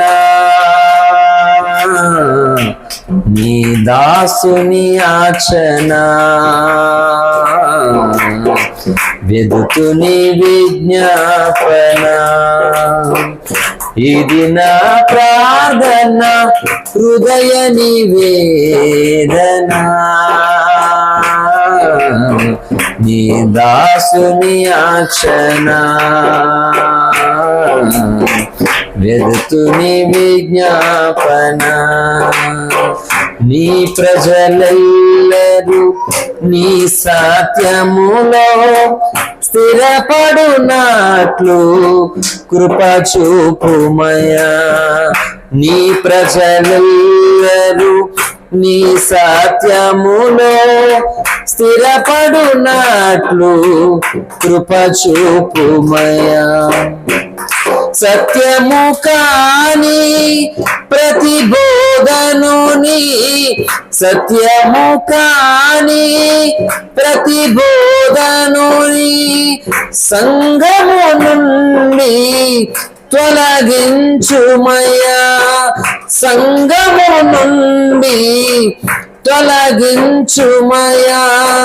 సత్యమునేలా నిలబెట్టుమయా, సత్యమునేలా నిలబెట్టుమయా. ఇది నా ప్రార్థన, హృదయ నివేదన, నీ దాసుని యాచన, వెదుతుని విజ్ఞాపన. ఇది నా ప్రార్థన, హృదయ నివేదన, నీ దాసుని యాచన, వెదుతుని విజ్ఞాపన. హల్లెలూయా. యాచన అంటే అడుక్కోవడం మాట. దైవజనుడు భక్తుడు దేవుణ్ణి అడుక్కుంటున్నాడట. అలా ఏమని? నీ ప్రజలందరూ కూడా నీ సత్యంలో స్థిరపరచు ప్రభువా, సత్యము కాని దానిని సంఘంలో నుండి తొలగించు ప్రభు. ఈ ప్రార్థన చేసే ప్రముఖులు లేరు సంఘాలలో. బోధకులుగా ఉన్నారు కానీ ఈ ప్రార్థన చేసేవాళ్ళు లేరు. హల్లెలూయా. ఎవరికి నచ్చిన ప్రార్థన. అందుకనే దేవుని ప్రజలైనటువంటి మనము దేవుని పరిధిలో చేస్తున్నటువంటి ప్రార్థనలో సమయం వేస్ట్ చేసుకోకూడదు. ప్రార్థన చేసుకుంటున్నప్పుడు అంటే చేస్తున్న ప్రార్థనలో టైం వేస్ట్ చేయకూడదు అన్నమాట. అంటే టైం వేస్ట్ చేయడం అంటే ఏంటంటే అవసరం లేని ఎక్కడెక్కడికో తిరిగేస్తారు ప్రార్థనలో. అలా కాదు మనం చేసే ప్రార్థనలో. చేస్తున్న 5 నిమిషాలైనా సరే, 10 నిమిషాలైనా సరే, ఆ ప్రతి ప్రార్థన కూడా దేవుడు కోరుకునేది, దేవుడు దిగి రావాలి, సాతాను శక్తులు అక్కడ ప్రార్థనలో టైం వేసేసుకుంటే మొత్తం తిరిగేస్తారు శుభ్రంగా ఊరంతా ప్రార్థనలో ఉండి. దానివల్ల ఉపయోగం ఉండదు. ఆ ప్రార్థనలు ఎవరికి మేలు కాదు, ఎవరికి ప్రయోజనం కాదు. చేస్తున్న కొంతసేపు అయినా సరే ఆ ప్రార్థనలో మన హృదయము మార్పు చెందాలి, దేవుని పట్ల ఒక నియమము కలగాలి, దేవుడు కరిగిపోవాలి, సాతాను శక్తులకు భయము కలగాలి. అటువంటి తీవ్రత, వాంఛ, భారం కలిగి ప్రార్థన చేయాలి. ఏదో అంకుల్ మా అమ్మ కరేపాకు ఏమంది, కొత్తిమీర ఏమంది, టమాటాలు ఏమంది అని షాప్ దగ్గరికి వెళ్ళి పిల్లలు చెప్పినట్లు కాదు ప్రార్థన అంటే. హృదయము పగలాలి మాట. హల్లెలూయా. దేవుడు తొంగి చూడాలి. ఏంటి ఎవరి కోసం ఎంత బాధపడుతున్నారు, ఎంత కన్నీరు కరుస్తున్నారు, నా పని కొరకు వీళ్ళు ఎంత తీవ్రత పడుతున్నారు ఏంటి అని ఆయన అనుకోవాలన్నమాట. అలాంటి ప్రార్థన మనం చెయ్యాలి. హల్లెలూయా. కాబట్టి కొంతమంది ఆసక్తి కలిగిన వారుగా ఉన్నారు కానీ వాళ్ళ ఆసక్తి దైవజనులకు, సంఘానికి నష్టం, తీవ్రమైన నష్టం కలుగుతుంది. వీళ్ళ ఆసక్తులు ఎలా ఉంటుందంటే భారం ఉంటుంది, అన్నీ ఉంటాయి. కానీ ఎంత నష్టం కలుగుతుంది ఇలా ఉంటే, ఎంత ప్రమాదం కలుగుతుంది ఏం ఆలోచించారు అంటే జ్ఞానం లేని ఆసక్తి అది. హల్లెలూయా. నేను చెప్తున్నాను ఈ రాత్రి, ఎందుకు దేవుడు నన్ను చచ్చిపోయేవాడిని బ్రతికించాడంటే ఏదో చిన్నవాసుల్లోనే సేవ చేసుకుని 4 ముక్కలు చెప్పుకుని బ్రతకడానికి కాదు. ప్రపంచంగా ఉన్నటువంటి క్రైస్తవ సమాజం అంతా కూడా నిజమైనటువంటి దేవుని నమ్ముకున్నటువంటి సమాజము ఆ విధమైన సమర్పణ తీర్మానంతో ఉండడానికి జ్ఞానము కలిగినటువంటి వారిని దేవుని కొరకు సరైన వ్యక్తులుగా నిలబెట్టడం కొరకు. హల్లెలూయా. అందుకని ఏదో బ్రతుకు జీవడాన్ని 4 ముక్కలు చెప్పుకుండి ఏదో పట్ట పోషించుకోవడానికి కాదు, దాని కొరకు కాదు ప్రార్థన. ప్రసంగం చేసేటప్పుడు మీకు కనబడతాను, నేను ప్రార్థన చేసినప్పుడు మీకు కనబడతానా?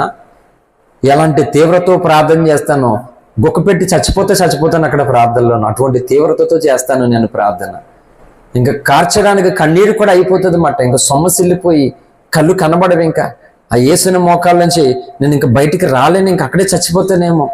అంత వేదనతో, అంత తీవ్రతో, అంత ఆశతో అక్కడికి వెళ్తాను ప్రార్థనా గదిలోకి. కాబట్టి ఈ దేవుడు ఇలాగేదో బ్రతికేలాగా చేస్తున్నాడు అన్నమాట. ప్రార్థన లేకపోతే బ్రతకలేం మనం. ఈరోజు చాలా మంది క్రైస్తవులు చచ్చిపోయారు, బ్రతుకున్నారంతే అలాగా. అందుకే చచ్చిపోయారు కాబట్టి కళ్ళెదుటి ఏం జరుగుతుందో అర్థం కాదు వాళ్ళకి. ఎవరు ఏడుస్తున్నారు, ఎవరు బాధపడుతున్నారు, ఏం కావాలో ఏం ఉండకూడదో కనిపించట్లేదు. చచ్చిపోయారు ఆధ్యాత్మికంగా అనమాట. కాబట్టి మనం అలా ఉండకూడదు. కనుక కొంతమంది ఆసక్తి బైబిల్ చెప్పింది ఎలా అంటే దావీదు లాంటి ఆసక్తి అంట. దావీదు ఇప్పుడు నేను ఈ బట్టలు కట్టుకోవాలి, ఇప్పుడు ఇది తినాలి, నేను ఇలా పడుకోవాలి, దాని కొరకు కాదు తన భక్తి, తన కొరకు ఆసక్తి దాని కొరకు కాదంట. దేవుని ఇంటి కొరకు చూస్తున్నాడట. చూస్తున్నప్పుడు ఎలా ఉన్నది, ఏది పాడైపోయింది, ఏది ఉండకూడదు, ఏది ఉండాలో, ఏ విధంగా ఉన్నదో ఇవన్నీ చూస్తున్నప్పుడు చాలా తీవ్రత కలిగిన వాడుగా ఉన్నాడు. ఏంటి ప్రతి భక్తుడికి ఉండవలసినటువంటి ఆసక్తి అదే. నెహెమ్యా గ్రంథంలోనికి వచ్చినట్లయితే పాత నిబంధన 401వ పేజీ, నెహెమ్యా గ్రంథము 2వ వచనం నుంచి చదవండి. మొదటి అధ్యాయం ముగించుకుందాం.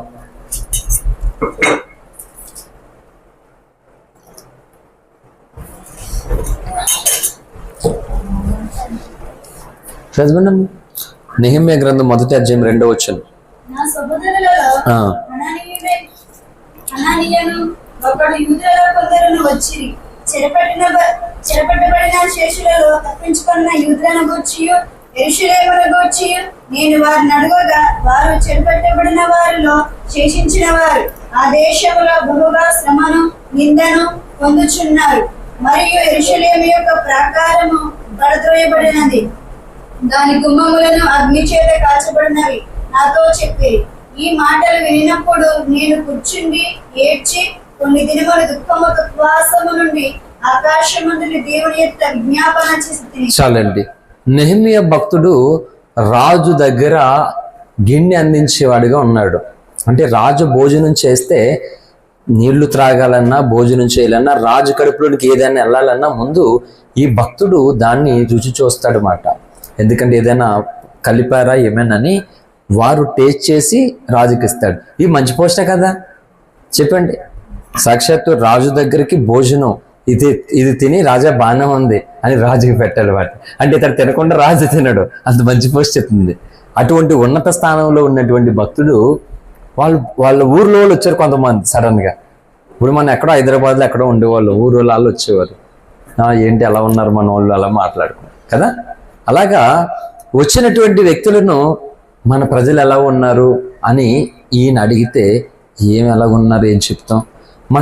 మనం యెరూషలేము, మనం దేవుణ్ణి ఆరాధించుకునే దేవాలయము శత్రులు ఎలా కాల్చేశారు, ఇలా ఉంది పరిస్థితి అక్కడ. ఎలా ఉంటే ఆ మాట ఎప్పుడైతే విన్నాడో ఏమంటున్నాడు, కొన్ని దినములంట దుఃఖముతో ఏడ్చి ఓడ్చి ఉపవాసాలుండి ఆకాశమందలి దేవునికి ప్రార్థన చేస్తున్నాడట. ఏ అవసరమా, మంచి పొజిషన్లో ఉన్నాడు రాజు దగ్గర, ఇతడికి ఏ లోటు లేదు, ఏ చీకు ఏ ఇబ్బంది లేదు. పైగా రాజు కూడా ఇతను ఎంతో ప్రేమిస్తాడు అంట. అంత ఉన్నత స్థానంలో ఉంటే ఎవరో మనుషులు ఊరోళ్ళు వస్తే వాళ్ళు చెప్పిన మాటలు ఎలా ఉన్నాయి, అయ్యా పరిస్థితి ఇది, ఏమీ బాగాలేదు అక్కడంటే అమ్మయ్యా నాకేమీ నష్టం కలగదు, ఇక్కడ మేము బాగానే ఉన్నాం అని అనుకోవచ్చు. కానీ నేను ఆరాధించి నా దేవుని మందిరము నా ఊర్లో పాడైపోయిందా, అక్కడ ఎలా ఉన్నది, అక్కడ ప్రజలు ఇలా అయిపోయారా, అని గుండెలు పగిలలాగా ఏడ్చి రోధించి రాజుకి అందిస్తూనే ఉన్నాడు.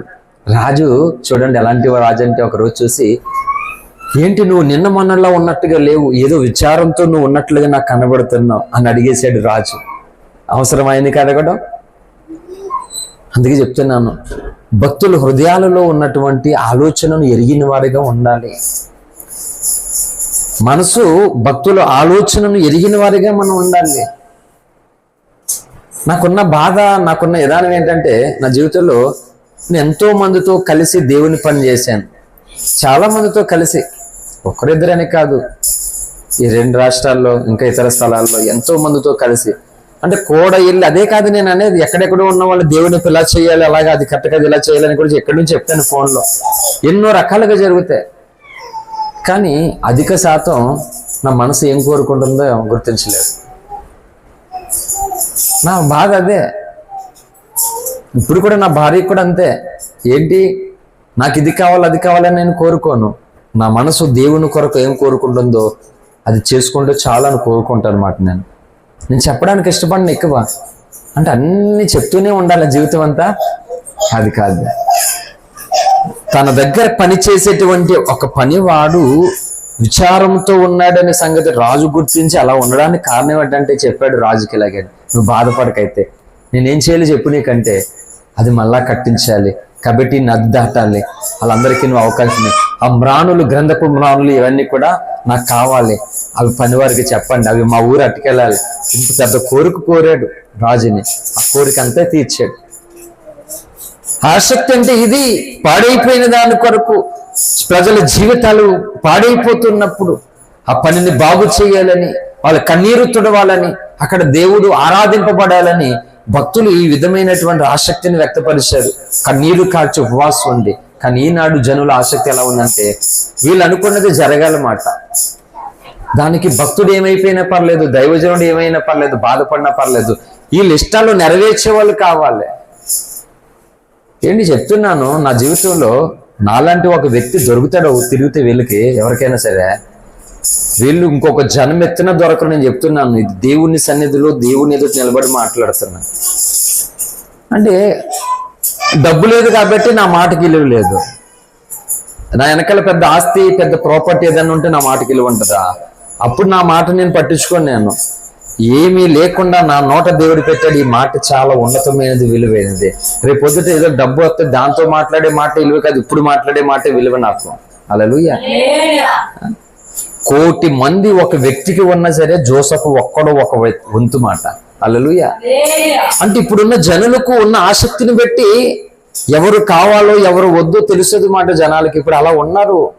అందుకని క్రైస్తవ జీవితాలలో ఏదో నేను వాక్యం చెప్పాడు నేర్చేసుకున్నాను, నేను పాటలు నేర్చేసుకున్నాను, నేను 4 ముక్కలు నేర్చేసుకున్నాను, ఈ విధంగా వెళ్ళిపోయారు. కానీ నువ్వు నేర్చుకున్నది దేవునికి మహిమ కలుగుతుందా కాదా? నీ జీవితం ఆయనకు ఉపయోగపడుతుందా లేదా? నీ జీవితం కొందరిని ప్రభు తట్టు నడిపిస్తుందా లేదా? కొంతమంది బలహీనలు బలపరుస్తుందా లేదా? ఇది చూడట్లా, అది చూడట్లా. హల్లెలూయా. కాబట్టి జ్ఞానానుసారమైనటువంటి ఆసక్తి వేరు, జ్ఞానము లేని ఆసక్తి వేరు మాట. అసలైనటువంటి ఆసక్తికి ఉండవలసినటువంటి నిర్వచనం, ఒక చెట్టు ఉందంటే దానికి కొమ్మలు ఉంటాయి కదా, అలాగే ఇప్పుడు చూడండి, ఇప్పుడు ఒక ఆసక్తి మనకు ఉండాలి. అది ఎలా ఉండాలని చెప్పాను? జ్ఞానానుసారమే. బాబు రంజిత్ అది తీసుకోమా, దాన్ని తీసే పక్కన పెట్టేది, డిస్టర్బ్ చేయకు. అమ్మా ఇలా చూడండి, జ్ఞానానుసారమైన ఆసక్తి మనకు ఉండాలి. ఇప్పుడు ఈ ఆసక్తి కూడా ఎలా ఉండాలంటే కొమ్మలు ఉండాలి, పలవలు ఉండాలి. దీనికి అంటే ఎలా ఉండాలంటే ఈ ఆసక్తికి బాధ్యత ఉండాలి. హల్లెలూయా. రెస్పాన్సిబిలిటీ, బాధ్యత ఉండాలి. ఈ ఆసక్తికి అంత బాధ్యత ఉండాలి. ఎలాంటి బాధ్యత అంటే ఒక యజమానుడు ఇప్పుడు చాలా చోట్ల కొంతమంది పిల్లలను చేరదీసి వాళ్ళని ఏదో వాళ్ళ బాగోగులు చూడాలి ఉన్నంతలని కొంతమంది దాతలు ఉన్నారు. క్రైస్తవులే కాని వారు ఉన్నారు చాలా మంది. వాళ్ళ పరిధిలో కొంతమంది పిల్లలను కాపాడుతూ చేయాలని. ఇప్పుడు వాళ్ళ బాధ్యత ఏంటి అంటే, రోజు నేను ఏం కూర వండుకోవాలి, నేను ఏం తినాలి, ఇదా వాళ్ళు కోరుకునేది కాదు. వాళ్ళు ఏం కోరుకుంటారు? ఇప్పుడు ఈ పిల్లలకి నేను ఎలా ఈ భోజనాన్ని ఏర్పాటు చేయాలి? నేను ఏమన్నా కూడుకులు ప్రార్థనలు ఉంటే చెప్తే నేను అక్కడ కార్యం కొరకు మంచి వాతావరణం చూడాలి, ఏ గొడవలు అవ్వకూడదు. ఫస్ట్ ఆఫ్ ఆల్ ఈ చెప్పినవి అన్నీ కూడా రెడీ అయ్యి లేదు, దీని మీద పెడతాను ఫోకస్. నేను తిన్నాను ఉన్నాను దాని మీద పట్టించుకున్నాను. అలాగా ఈ పిల్లలు ఎదురు చూస్తారు, ఆకలి వేస్తున్న సమయంలో వాళ్ళకి ఏది సిద్ధపరచాలి దాని మీద ఉంటుంది. అంటే బాధ్యతతో కూడినటువంటి ఆసక్తి వేరు, బాధ్యత లేని ఆసక్తి వేరు. హల్లెలూయా. ఇప్పుడు కూడా బాధ్యత ఏం చేస్తుందంటే నీ పనిని నిన్ను జరిగించేలాగా చేస్తుంది. బాధ్యత లేకపోతే నీ పనిని వదిలేసుకునేలా చేస్తుంది. అంటే వదిలేసుకుంటే ఆ పనిని ఇప్పుడు ఏమవుతావు, నష్టపోవా. మొన్న హాస్పిటల్ నుంచి వస్తున్నప్పుడు మా చిన్నాన్న దగ్గర నుంచి అంటే వెళ్ళేవాడిని, కానీ ఇక్కడికి వచ్చే మనసు లేదు నాకు. ఉన్న పరిస్థితి అలాంటిది. అక్కడ చాలా లేట్ అయ్యేది వచ్చేసరికి. మా మేనత్త కూతురు కాల్లో ఇంకా వస్తున్నాం, 2 బండ్లు ముందు వెళ్ళిపోయారు, మేము లాస్ట్ని వస్తున్నాం. సడన్గా డ్రైవర్ కాల్ని దాటిన తర్వాత ఎవరో మొత్తానికి 5 ఏళ్ళు నా కడుపులో పెట్టి తిప్పేస్తే ఎంత నొప్పి వచ్చేస్తుందో అంత భయంకరమైన నొప్పి వచ్చేసింది ఒకసారి. ఇంకా 2 చేతులతో బండి నడపడానికి లేదు. ఇప్పుడు కడుపుని గట్టిగా పిండేస్తే ఏం పట్టుకుంటా అందులో, ఎలా పట్టుకున్నానో తెలియదు. ఇంకా బండి వదిలేస్తాను, వెనకాల ఉన్న వాళ్ళు పడిపోతారు. పడిపోవడం కదా, అక్కడ ఏది గుద్దేతుందో తెలియదు.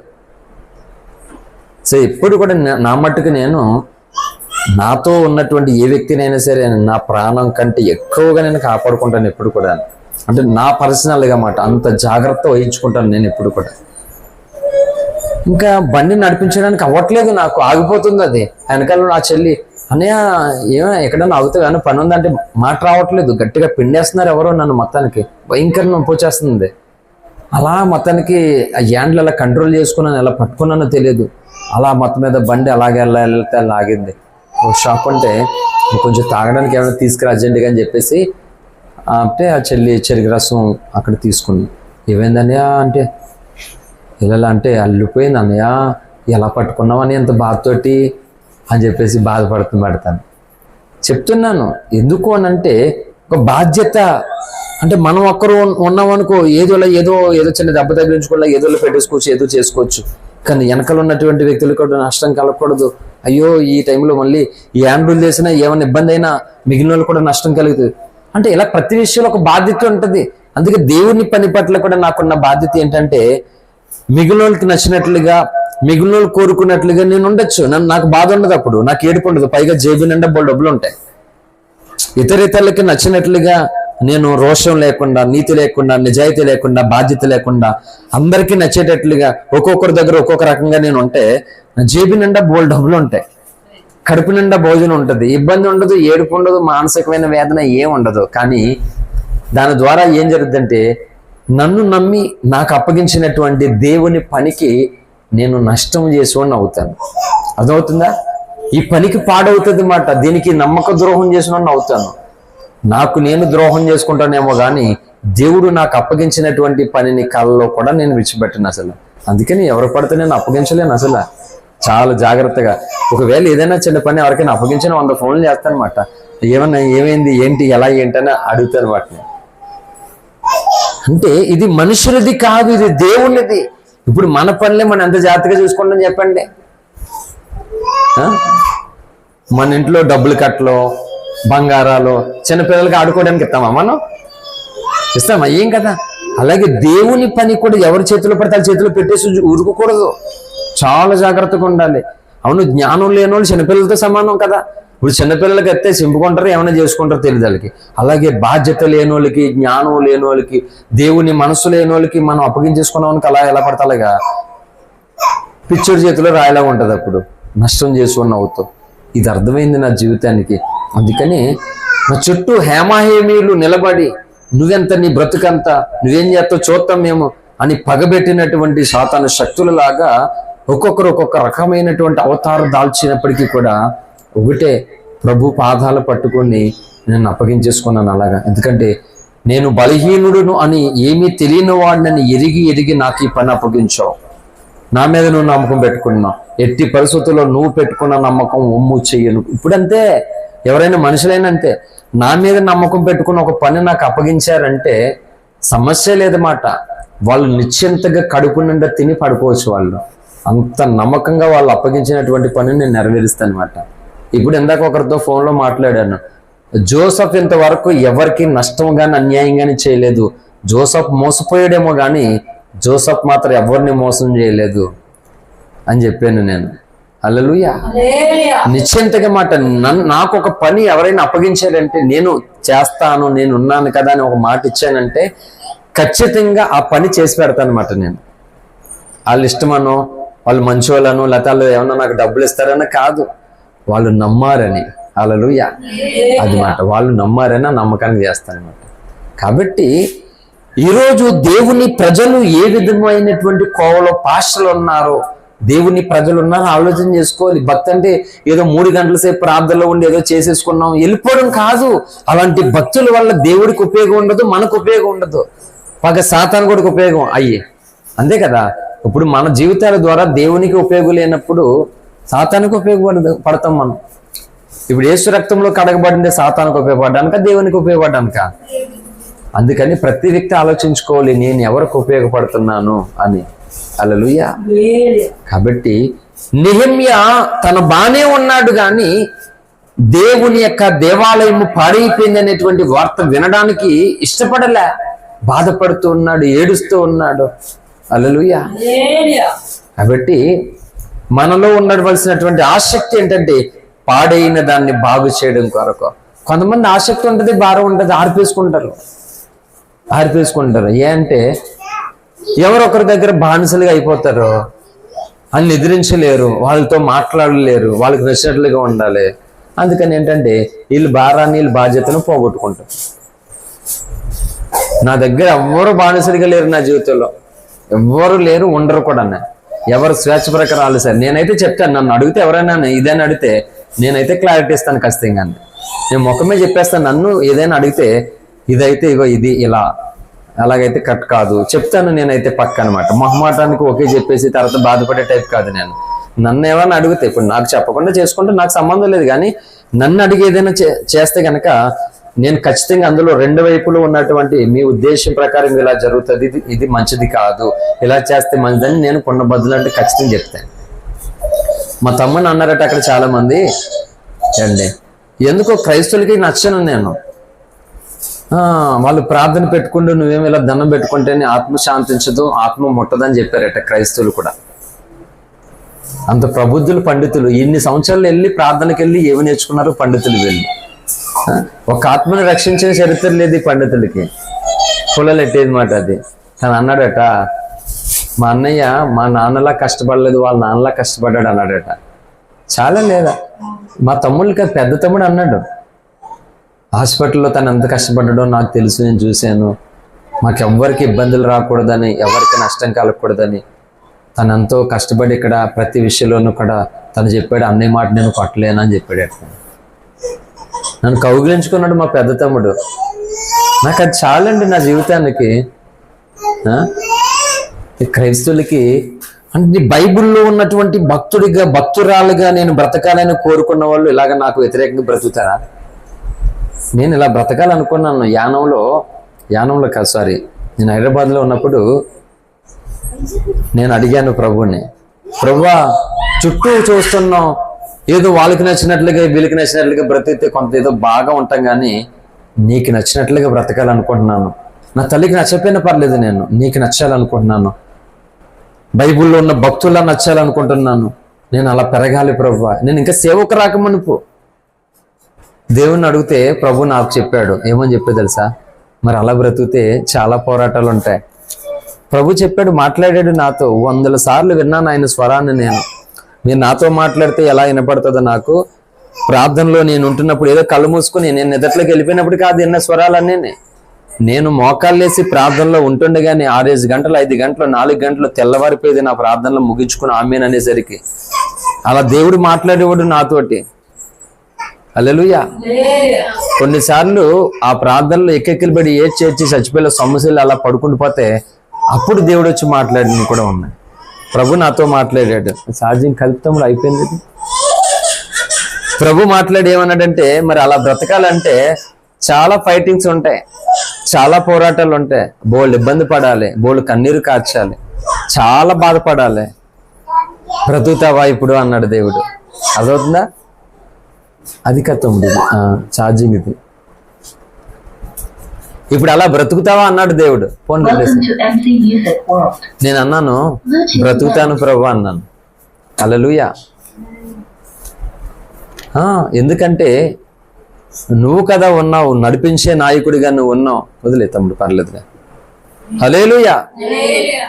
వేదనలో శోధనలో నే నలిగిపోతున్నా, జీవిత యాత్రలో అల్లాడిపోతున్నా. వేదనలో శోధనలో నే నలిగిపోతున్నా, జీవిత యాత్రలో నే కరిగిపోతున్నా. ఆదరించుమా, ఆవరించుమా, ఆదరించుమా, ఆవరించుమా. ఆత్మతో నడుపుమా, నీ ఆత్మతో నడుపుమా, ఆత్మతో నడుపుమా, ఈ ఆత్మతో నడుపుమా. తల్లి కోసం బిడ్డలా తల్లడిల్లిపోతున్నా, నీటి కోసం దుప్పిలా అల్లాడిపోతున్నా. తల్లి కోసం బిడ్డలా తల్లడిల్లిపోతున్నా, నీటి కోసం దుప్పిలా అల్లాడిపోతున్నా. ఆదరించుమా, ఆవరించుమా, ఆదరించుమా, ఆవరించుమా. ఆత్మతో నడుపుమా, నీ ఆత్మతో నడుపుమా. గూడు లేని పక్షిలా నే తిరుగుతున్నా, ఎండిన మోడిలా నే బ్రతుకుతున్నా. గూడు లేని పక్షిలా నే తిరుగుతున్నా, ఎండిన మోడిలా నే బ్రతుకుతున్నా. ఆదరించుమా, ఆవరించుమా, ఆదరించుమా, ఆవరించుమా. ఆత్మతో నడుపుమా, నీ ఆత్మతో నడుపుమా, ఆత్మతో నడుపుమా, నీ ఆత్మతో నడుపుమా. హల్లెలూయా. ఈ పాట 2021 ఏప్రిల్ 29వ తారీఖున గురువారం రోజు రాసిన పాట. ఆ రూమ్లో చాలా ఏడుస్తూ మా అమ్మ చనిపోయినటువంటి ఆ వేదనలో, ఆ బాధలో ఏడుస్తూ ఉన్నప్పుడు నా హృదయంలో పుట్టినటువంటి పాట. హల్లెలూయా. అంటే తల్లి కోసం ఒక బిడ్డ ఎలా తల్లడిల్లిపోతాడో, నీటి కోసం ఒక దుప్పి ఎలా అల్లాడిపోతుందో, నీ కోసం నేను అలా అల్లిపోతున్నాను ప్రభువా. నన్ను ఆవరించు, ఆదరించు, ఆవరించు. ఆత్మతో నింపు. ఏ ఆత్మ అంటే అది నీ ఆత్మ అనే. హల్లెలూయా. సో ఈ పాటలు కూడా ఏదో ఖాళీగా పేపర్ పెట్టుకోండి, ఆలోచించుకోండి, ఏం చేయాలి, ఏమి రాయాలని వచ్చిందల్లా రాసుకోండి, అప్పుడు పోగు చేసి అలా చేసినవి కాదు. ఇవన్నీ కూడా హృదయం నిండా చాలా వేదన, ఏడుపంతా కారిపోయి, కరిగిపోయి, అరిగిపోయి ఇంకా బ్రతుకుతామన్న నమ్మకం లేనటువంటి ఆ తీవ్రమైనటువంటి. ఎందుకు ఇంత బాధ అంటే, సరే ఇంత బాధ కలుగుతూ ఉన్నా, ఇంతమంది ఒక్కొక్కరు వేదన పట్టి గాయపరిచి వదిలి వెళ్ళిపోతూ ఉన్నా, ఏంటి బాధ అంటే దేవుని పని పట్ల బాధ. హల్లెలూయా. నాకు ఏడుపు మిగిలినా పర్లేదు, నాకు నష్టము కలిగినా పర్లేదు, నాకు అవమానం వచ్చినా పర్లేదు, కానీ నీ పని మాత్రం ఆగిపోకూడదు ప్రభువా, ఆగిపో. దాని కొరకే నా పాటలన్నీ కూడా. హల్లెలూయా. నన్ను, నా సాక్ష్యాన్ని, నా పాటను మొత్తం అంతా కూడా అంత అయిపోయింది. ఎంతగా తృణీకరింపబడతానో అంతగా దేవుడు నన్ను వాడుకుంటాడు. హల్లెలూయా. ఆల్రెడీ ఇప్పుడు వాడుకుంటున్నా, అదే జరుగుతుంది కూడా. ఇప్పుడు మళ్ళీ నేను చెప్పవలసిన అవసరమే లేదు. ఓఫిర్ మినిస్ట్రీస్లో యథార్థంగా ప్రవక్తను ప్రేమించేటువంటి ఎంతో మంది సంఘాలు, పాస్టర్లు నన్ను ప్రేమిస్తూనే ఉన్నారు, నా కొరకు ప్రార్థిస్తూనే ఉన్నారు. హల్లెలూయా. ఇంకా తప్పదు. యథార్థత లేనటువంటి వారు ఏదో రకంగా బెడ్లు వేయడం అనేది కామనే. అవన్నీ కూడా అవి అంత సీరియస్ మ్యాటర్ ఏం కాదు. కానీ దేవుణ్ణి వ్యతిరేకించే దెయ్యం ఉన్నట్లుగా భక్తుల్ని ఎదిరించే భ్రష్టులు ఉంటేనే ఉంటారు. హల్లెలూయా. కానీ దాంట్లో కాదు పోరాటం, ఫైట్, టైం వేస్ట్. ఈ పోరాటాలు ఎదురవుతున్నా కానీ దేవుడు మనల్ని నమ్మి మనకు అప్పగించిన సంఘం, మనకు అప్పగించినటువంటి పని, మనకు అప్పగించిన సువార్త, మనకు అప్పగించిన దర్శన ప్రణాళిక, దాని పట్ల అత్యాసక్తి కలిగి ఉండాలి మనం. హల్లెలూయా. కనుక దావీదుకున్న ఆసక్తి నెహెమ్యాలో కూడా కనబడుతుంది, రూతులోనూ కూడా కనబడుతుంది. కానీ రోజు చాలా మంది ఆసక్తితో ఉన్నారు. చెప్పినట్లు ఏంటంటే జ్ఞానం లేదు ఆసక్తికి. రోమపత్రిక 10:2 చెప్పినట్లుగా జ్ఞానం లేనటువంటి ఆసక్తి. మరి దేవుడు ఎలా మెచ్చుకుంటాడు జ్ఞానం లేని ఆసక్తి? కాబట్టి అందుకే చెప్తున్నాను, చాలా మంది బాధ్యత భారమును విస్మరించి బానిసులుగా మారిపోతూ ఉన్నారు ఎవరొకరికే. మనం క్రీస్తుకే బానిసులం కావాలంతే. అంటే అది బానిసత్వం కాదు, క్రీస్తుకు బానిసత్వం అంటే దేవుని చేయకుండా నేను ఉండలేను అనే అర్థం మాట. హల్లెలూయా. కాబట్టి భక్తుడైనటువంటి దావీదు మూలవాక్య ప్రకారంగా మనం అందులోకి వస్తే ముగించేస్తాను. ఇక 69వ కీర్తన 9వ చరణం చివరిగా, నీ ఇంటిని గూర్చిన ఆసక్తి, ఇది మన మూలవాక్యం. ఇది చెప్పి ముగిస్తాను. హల్లెలూయా. కాబట్టి దావీదుకు దేవుని ఇంటి పట్ల, దేవుని కార్యాల పట్ల, దేవుని ప్రణాళిక పట్ల తనకు ఉన్నటువంటి అంత ఆసక్తిలో ఎన్ని పోరాటాలు చేశాడో, ఎన్ని వ్యతిరేకతలు పొందాడో. ఈరోజు మనకు ఎలాంటి ఆసక్తి కలుగుతుంది? లోక సంబంధమైనదా, ఆత్మ సంబంధమైనదా? ఒకవేళ ఆత్మ సంబంధమైనది అయితే ఆ ఆసక్తి జ్ఞానానుసారమైనదా ఉన్నదా లేదో చూసుకోవాలి. ఉంటే ఖచ్చితంగా దానికి బాధ్యత ఉండాలి. అది మొదటి సంగతి చెప్పాను. మొట్టమొదటిగా బాధ్యత ఉండాలి. అంటే ఎప్పుడైతే నువ్వు ఒక బాధ్యత నువ్వు తీసుకున్నావో ఖచ్చితంగా ఆ పని జరగడం కొరకు నువ్వు ఎన్ని ఆటంకాలు, ఎన్ని అవరోధాలు, ఎన్ని ఇబ్బందులు వచ్చినా నీకు అప్పగింపబడినటువంటి పని నువ్వు ఎట్టి పరిస్థితుల్లో విడిచి పెట్టవంతే. చెప్తాను కదా, నేను దేవుడు నాకు అప్పగించినటువంటి పనిని వదిలేయడానికి ఎంతమంది ఎన్ని తిప్పలు పడ్డారో, ఎన్ని రకాల తిప్పలు పడ్డారో. నీకు ఆరోగ్యం బాగాలేదు కదా, ఎందుకు అంత నిష్ఠ, ఎందుకు అంత రోషం, ఎందుకు అంత భారం, ఇలా ఎన్ని రకాలుగా జరిగాయో. రక్తం పోతున్న టెన్షన్ వచ్చేసరికి భయంకరంగా రక్తం ఓవర్గా పోయేది, అయినా సరే కరిగేది కాదు చాలా మందికి. నా బాధ ఇప్పటికే నేను ఒకటి చెప్తున్నాను యథార్థంగా, నా తల్లి సాక్షిగా, నేను నమ్మిన దేవుని సాక్షిగా, నాకు ఎక్కువ మనుషుల ద్వారా నేను ఎప్పుడు ఎక్కువ బాధపడతానంటే, నన్ను అన్నందుకో, నన్ను తిట్టినందుకో నేను మంచోడిని కాదో దాని కొరకు కాదు నాకు బాధ. దేవుడు నాకు అప్పగించినటువంటి పని ఎంత గొప్పదో, ఎలాంటిదో నేను చెప్పిన తర్వాత కూడా ఆ పని జరగకుండా ఆ పనిని పాడు చేయడానికి పూనుకున్నారు. అందుకు బాధపడ్డాను నేను. అది వాళ్ళకి కూడా తెలుసు, అందుకు బాధపడతాను. మిగతా బాధల కోసం ఆలోచించవలసిన అవసరం కూడా లేదు. అరే ఇలాంటి పరిస్థితుల్లో ఈ పని చేస్తుంటే, అంటే ఇప్పుడు నన్ను బాధపెట్టి నన్ను ఏడిపించే టార్గెట్ ఉద్దేశం ఏంటంటే ఈ పని చేయకుండా వదిలేయడమే కదా, అంటే ఈ పని పాడైపోవడమే కదా, ఈ పని ఆపేయడమే కదా. అంటే ఎన్ని రకాల షరతులు, నాకు ఎన్ని రకాల కండిషన్లు, ఆంక్షన్లు, చాలా చాలా చాలా చాలా బాధ అయినాయి. అని చెప్తాను, మనుషులు ఎంత దూరం అయ్యారో దేవుడు అంత దగ్గర అయ్యాడు నాకు. హల్లెలూయా.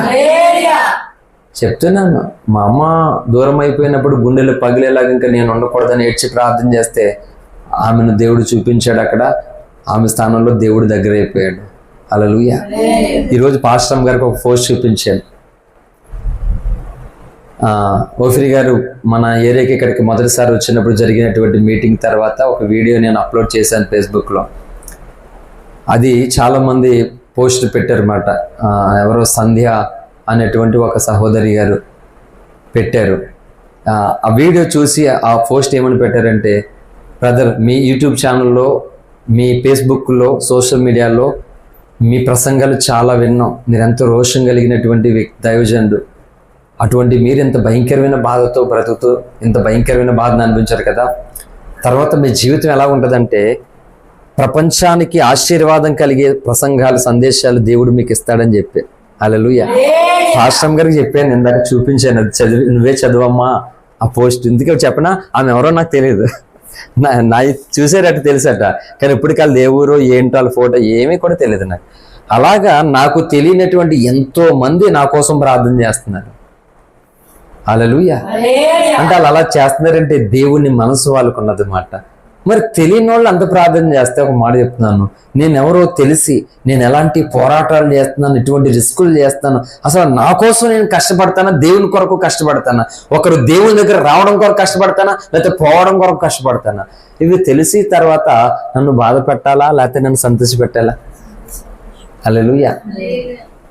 అదే అర్థం కాదు. భౌతికంగా కొన్ని నష్టాలు వస్తే మామూలే, కానీ దేవునిలో నష్టాన్ని పొందుకోకూడదని చెప్తాను నేను ఎక్కువ. హల్లెలూయా. ఇంతవరకు నా జీవితంలో నేను క్షమించలేని వాళ్ళు ఎవరూ లేరు, నాకు ఎవరూ లేరు. నేను క్షమించలేని వాళ్ళు ఎవరూ లేరు నా జీవితంలో. హల్లెలూయా. దేవుడు ఎంతవరకు క్షమించమంటే అంతవరకు క్షమించుకుంటూ వెళ్ళిపోదు. ఒక్క మధ్యలో మార్పును కోరుకుంటాను అంతే. నేను కిరాతకుణ్ణి కాదు, దుర్మార్గుణ్ణి కాదు. ఏదో తెలుసో తెలియక ఎవరొకరు తప్పు అవుతుంది, ఏం చేస్తాం? ఒకవేళ మన తప్పుని దేవుడు క్షమించకపోతే మనల్ని వదిలేవాళ్ళు దేవుడు. అందుకని ఆశపడుతుంటాను అన్నమాట నేను. హల్లెలూయా. కాబట్టి నేను చెప్తున్నాను, గుర్తుపెట్టుకోండి, మన ఆసక్తి మనకి మేలు కలుగ చేసి దేవునికి నష్టం కలిగేలా ఉండకూడదు. మన ఆసక్తి మనకు ఉపయోగపడి సంఘానికి పాడయ్యేలా ఉండకూడదు. మన ఆసక్తి మన ఇష్టాలు నెరవేర్చబడి దేవుని ఇష్టం పాడైపోయేలా ఉండకూడదు. మనం అనుకున్నది జరగకపోయినా పర్వాలేదు, కానీ దేవుడు అనుకున్నది మనలో ఖచ్చితంగా జరగాలి. దాని కొరకు ఆసక్తి కలిగినటువంటి ప్రార్థన ధూపాన్ని మనం వెయ్యాలి. హల్లెలూయా. కనుక దేవుడు ఈ భూమి మీద తనకు ఒక ప్రణాళికను కలిగి ఉన్నాడు, ఒక కార్యాన్ని కలిగి ఉన్నాడు. ఆ పనిలో నువ్వంతగా నువ్వు ఉండాలి, ఆ పనిలో నీ కుటుంబం ఉండాలి, నీ సహకారం ఉండాలి, నీ కన్నీరు ఉండాలి, నీ కష్టం ఉండాలి. ఆ పని కొరకు కొన్ని నిందలు నువ్వు వేసుకున్న అనుభవం ఉండాలి. ఆ పని కొరకు నీకు గాయము కలిగినటువంటి అనుభూతి ఉండాలి. ఆ పని కొరకు నువ్వు పనికి రావు అన్నటువంటి ఇతరుల తోట అటువంటి వ్యతిరేకమైన సాక్ష్యాన్ని కలిగిన వారిగా ఉండాలి. ఎంతోమంది అన్నారు, నువ్వు సరైన సేవకుడివే కాదని. నేను అన్నాను, నేనా? సరే అయితే ఓకే, ఫోన్లే, పర్వాలేదు. హల్లెలూయా. చెప్తున్నాను, ఉండాలి ఖచ్చితంగా. ఆసక్తి అంటే ఓహో అని ఏదో మొత్తం రకరకాలు చేసుకుంటూ వెళ్ళిపోవడమే కాదు. ఆసక్తి అంటే పాటలు ఉంటే సరిపోదు, ఆసక్తి అంటే ప్రసంగంలో ఉండిపోతే సరిపోదు, ఆసక్తి అంటే ప్రార్థనలో ఉంటే సరిపోదు. నీ ఆసక్తి ఎలా ఉండాలంటే, నామకార్థంగా బ్రతుకుతున్నటువంటి వ్యక్తులు సైతము కూడా నేను దేవునిలో ఏదోటి చెయ్యాలని ఇలా ఉండాలన్నమాట. హల్లెలూయా. మనం భక్తి చేస్తూ కొంతమంది చేసేలా ఉండాలి ఆసక్తి. బాబాయ్ ఆల్బాయ్ ఏట్రా బాబా అసలు మొత్తం అట్లా ఉండకూడదు. అందుకే ఇలాంటి తిక్కలలో అందరూ అక్కడికి వెళ్ళి చెడగొడుతున్నారట. హల్లెలూయా. నిజమే. నేను కాకుండా మిగతా తిక్కలో ఉంటారు కదా, వాళ్ళకి అప్పగెత్తే ఈ పాడికి మా కుటుంబాన్ని చీల్చేద్దనమాట. ఈ పాడికి నిజంగా మా బాబాయ్ అయితే చనిపోయాడు, సపోజ్ ఆయనకైతే వెళ్ళిపోయాడు, మిగిలినటువంటి కుటుంబాన్ని ఈ పాడికి 2 ముక్కలు అయిపోయినమాట. కొంతమంది ప్రబుద్ధులు అంటే ఇప్పుడు నేను ఇన్వాల్వ్ అయ్యి ఎంత కేరింగ్ చేసుకున్నాను కాబట్టి ఎటువంటి ప్రమాదం నష్టం కలలేదు కాబట్టి వీళ్ళకి వచ్చింది బాధ. ఇప్పుడు అలా ఎంత దుర్మార్గం అండి.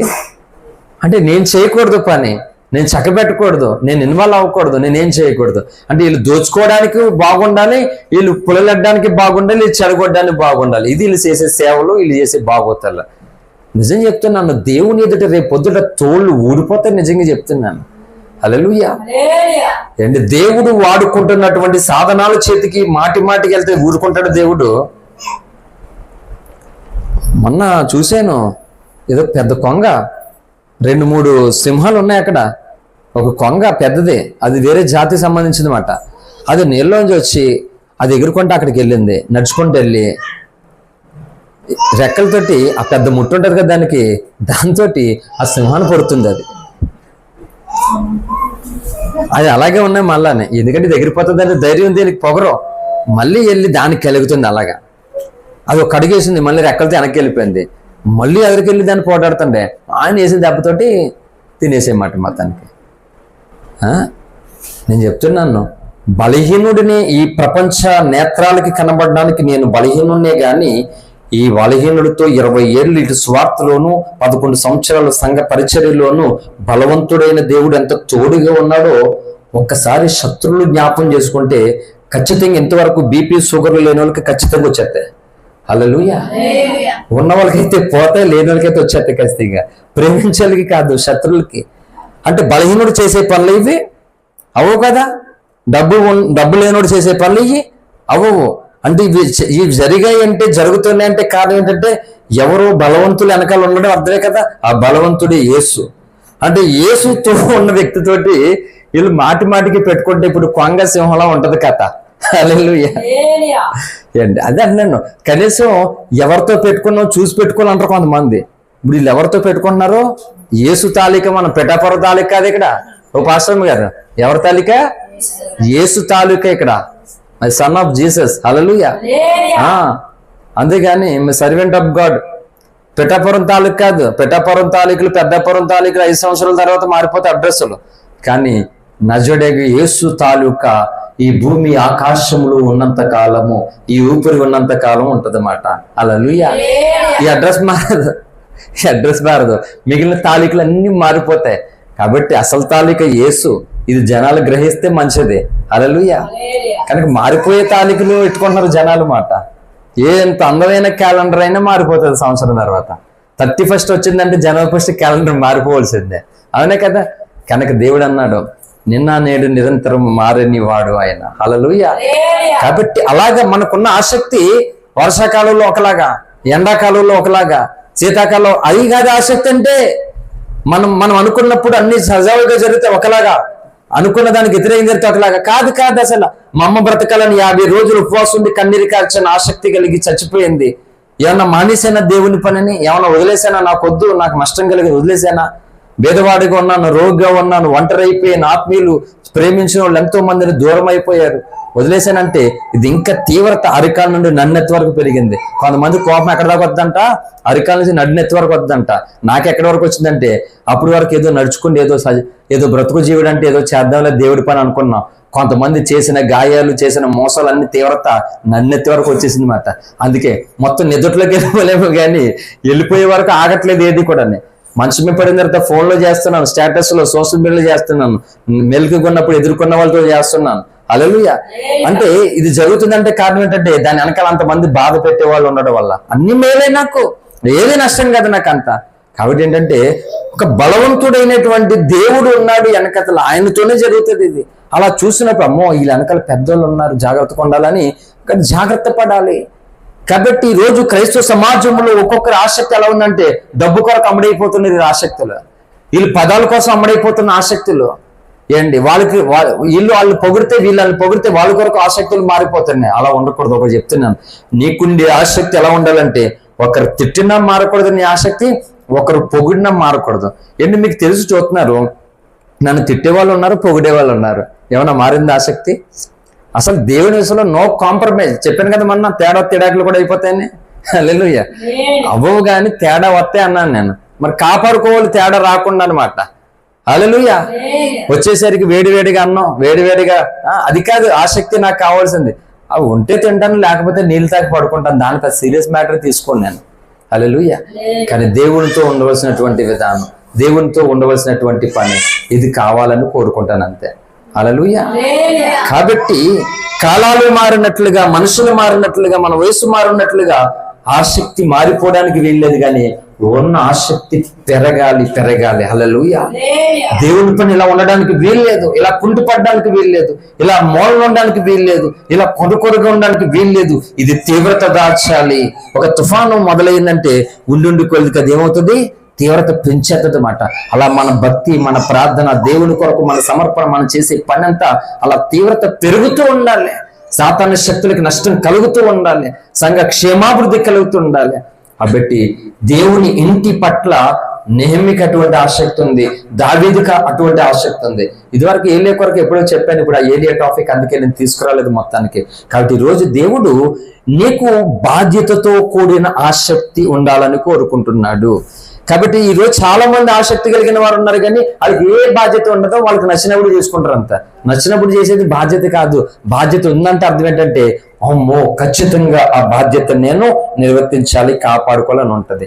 కాబట్టి మిగిలిన విషయాలు ప్రభుత్వం అయితే ఒకవేళ తర్వాత ఎప్పుడైనా చెప్తాను. కానీ మెట్టకు ఆసక్తితో కూడినటువంటి జ్ఞానముతో కూడిన ఆసక్తి, బాధ్యతతో కూడినటువంటి ఆసక్తి, దేవుడు కోరుకునేటువంటి ఆసక్తి, సాతానికి వాని శక్తులకి నాశనము, నష్టము కలిగేటువంటి ఆసక్తి, నీ ఆత్మీయ జీవితాలకి మేలు కలిగే ఆసక్తి, సమాజానికి ప్రయోజనము కలిగే ఆసక్తి, ముఖ్యముగా మనము చేస్తున్నటువంటి దేవుని సంఘానికి క్షేమాభివృద్ధి కలిగే ఆసక్తితో ఈ రోజు నీవు నేను మరి కొంచెముగా దేవుని పట్ల బాధ్యత కలిగి భారము కలిగి ఇట్టి ఆసక్తి కలిగిన వారుగా ముందుకు సాగుదాం. అటువంటి కృప పరిశుద్ధాత్మ దేవుడు మనందరికీ దేవుని పట్ల బాధ్యత కలిగిన వారందరికీ అనుగ్రహించును గాక.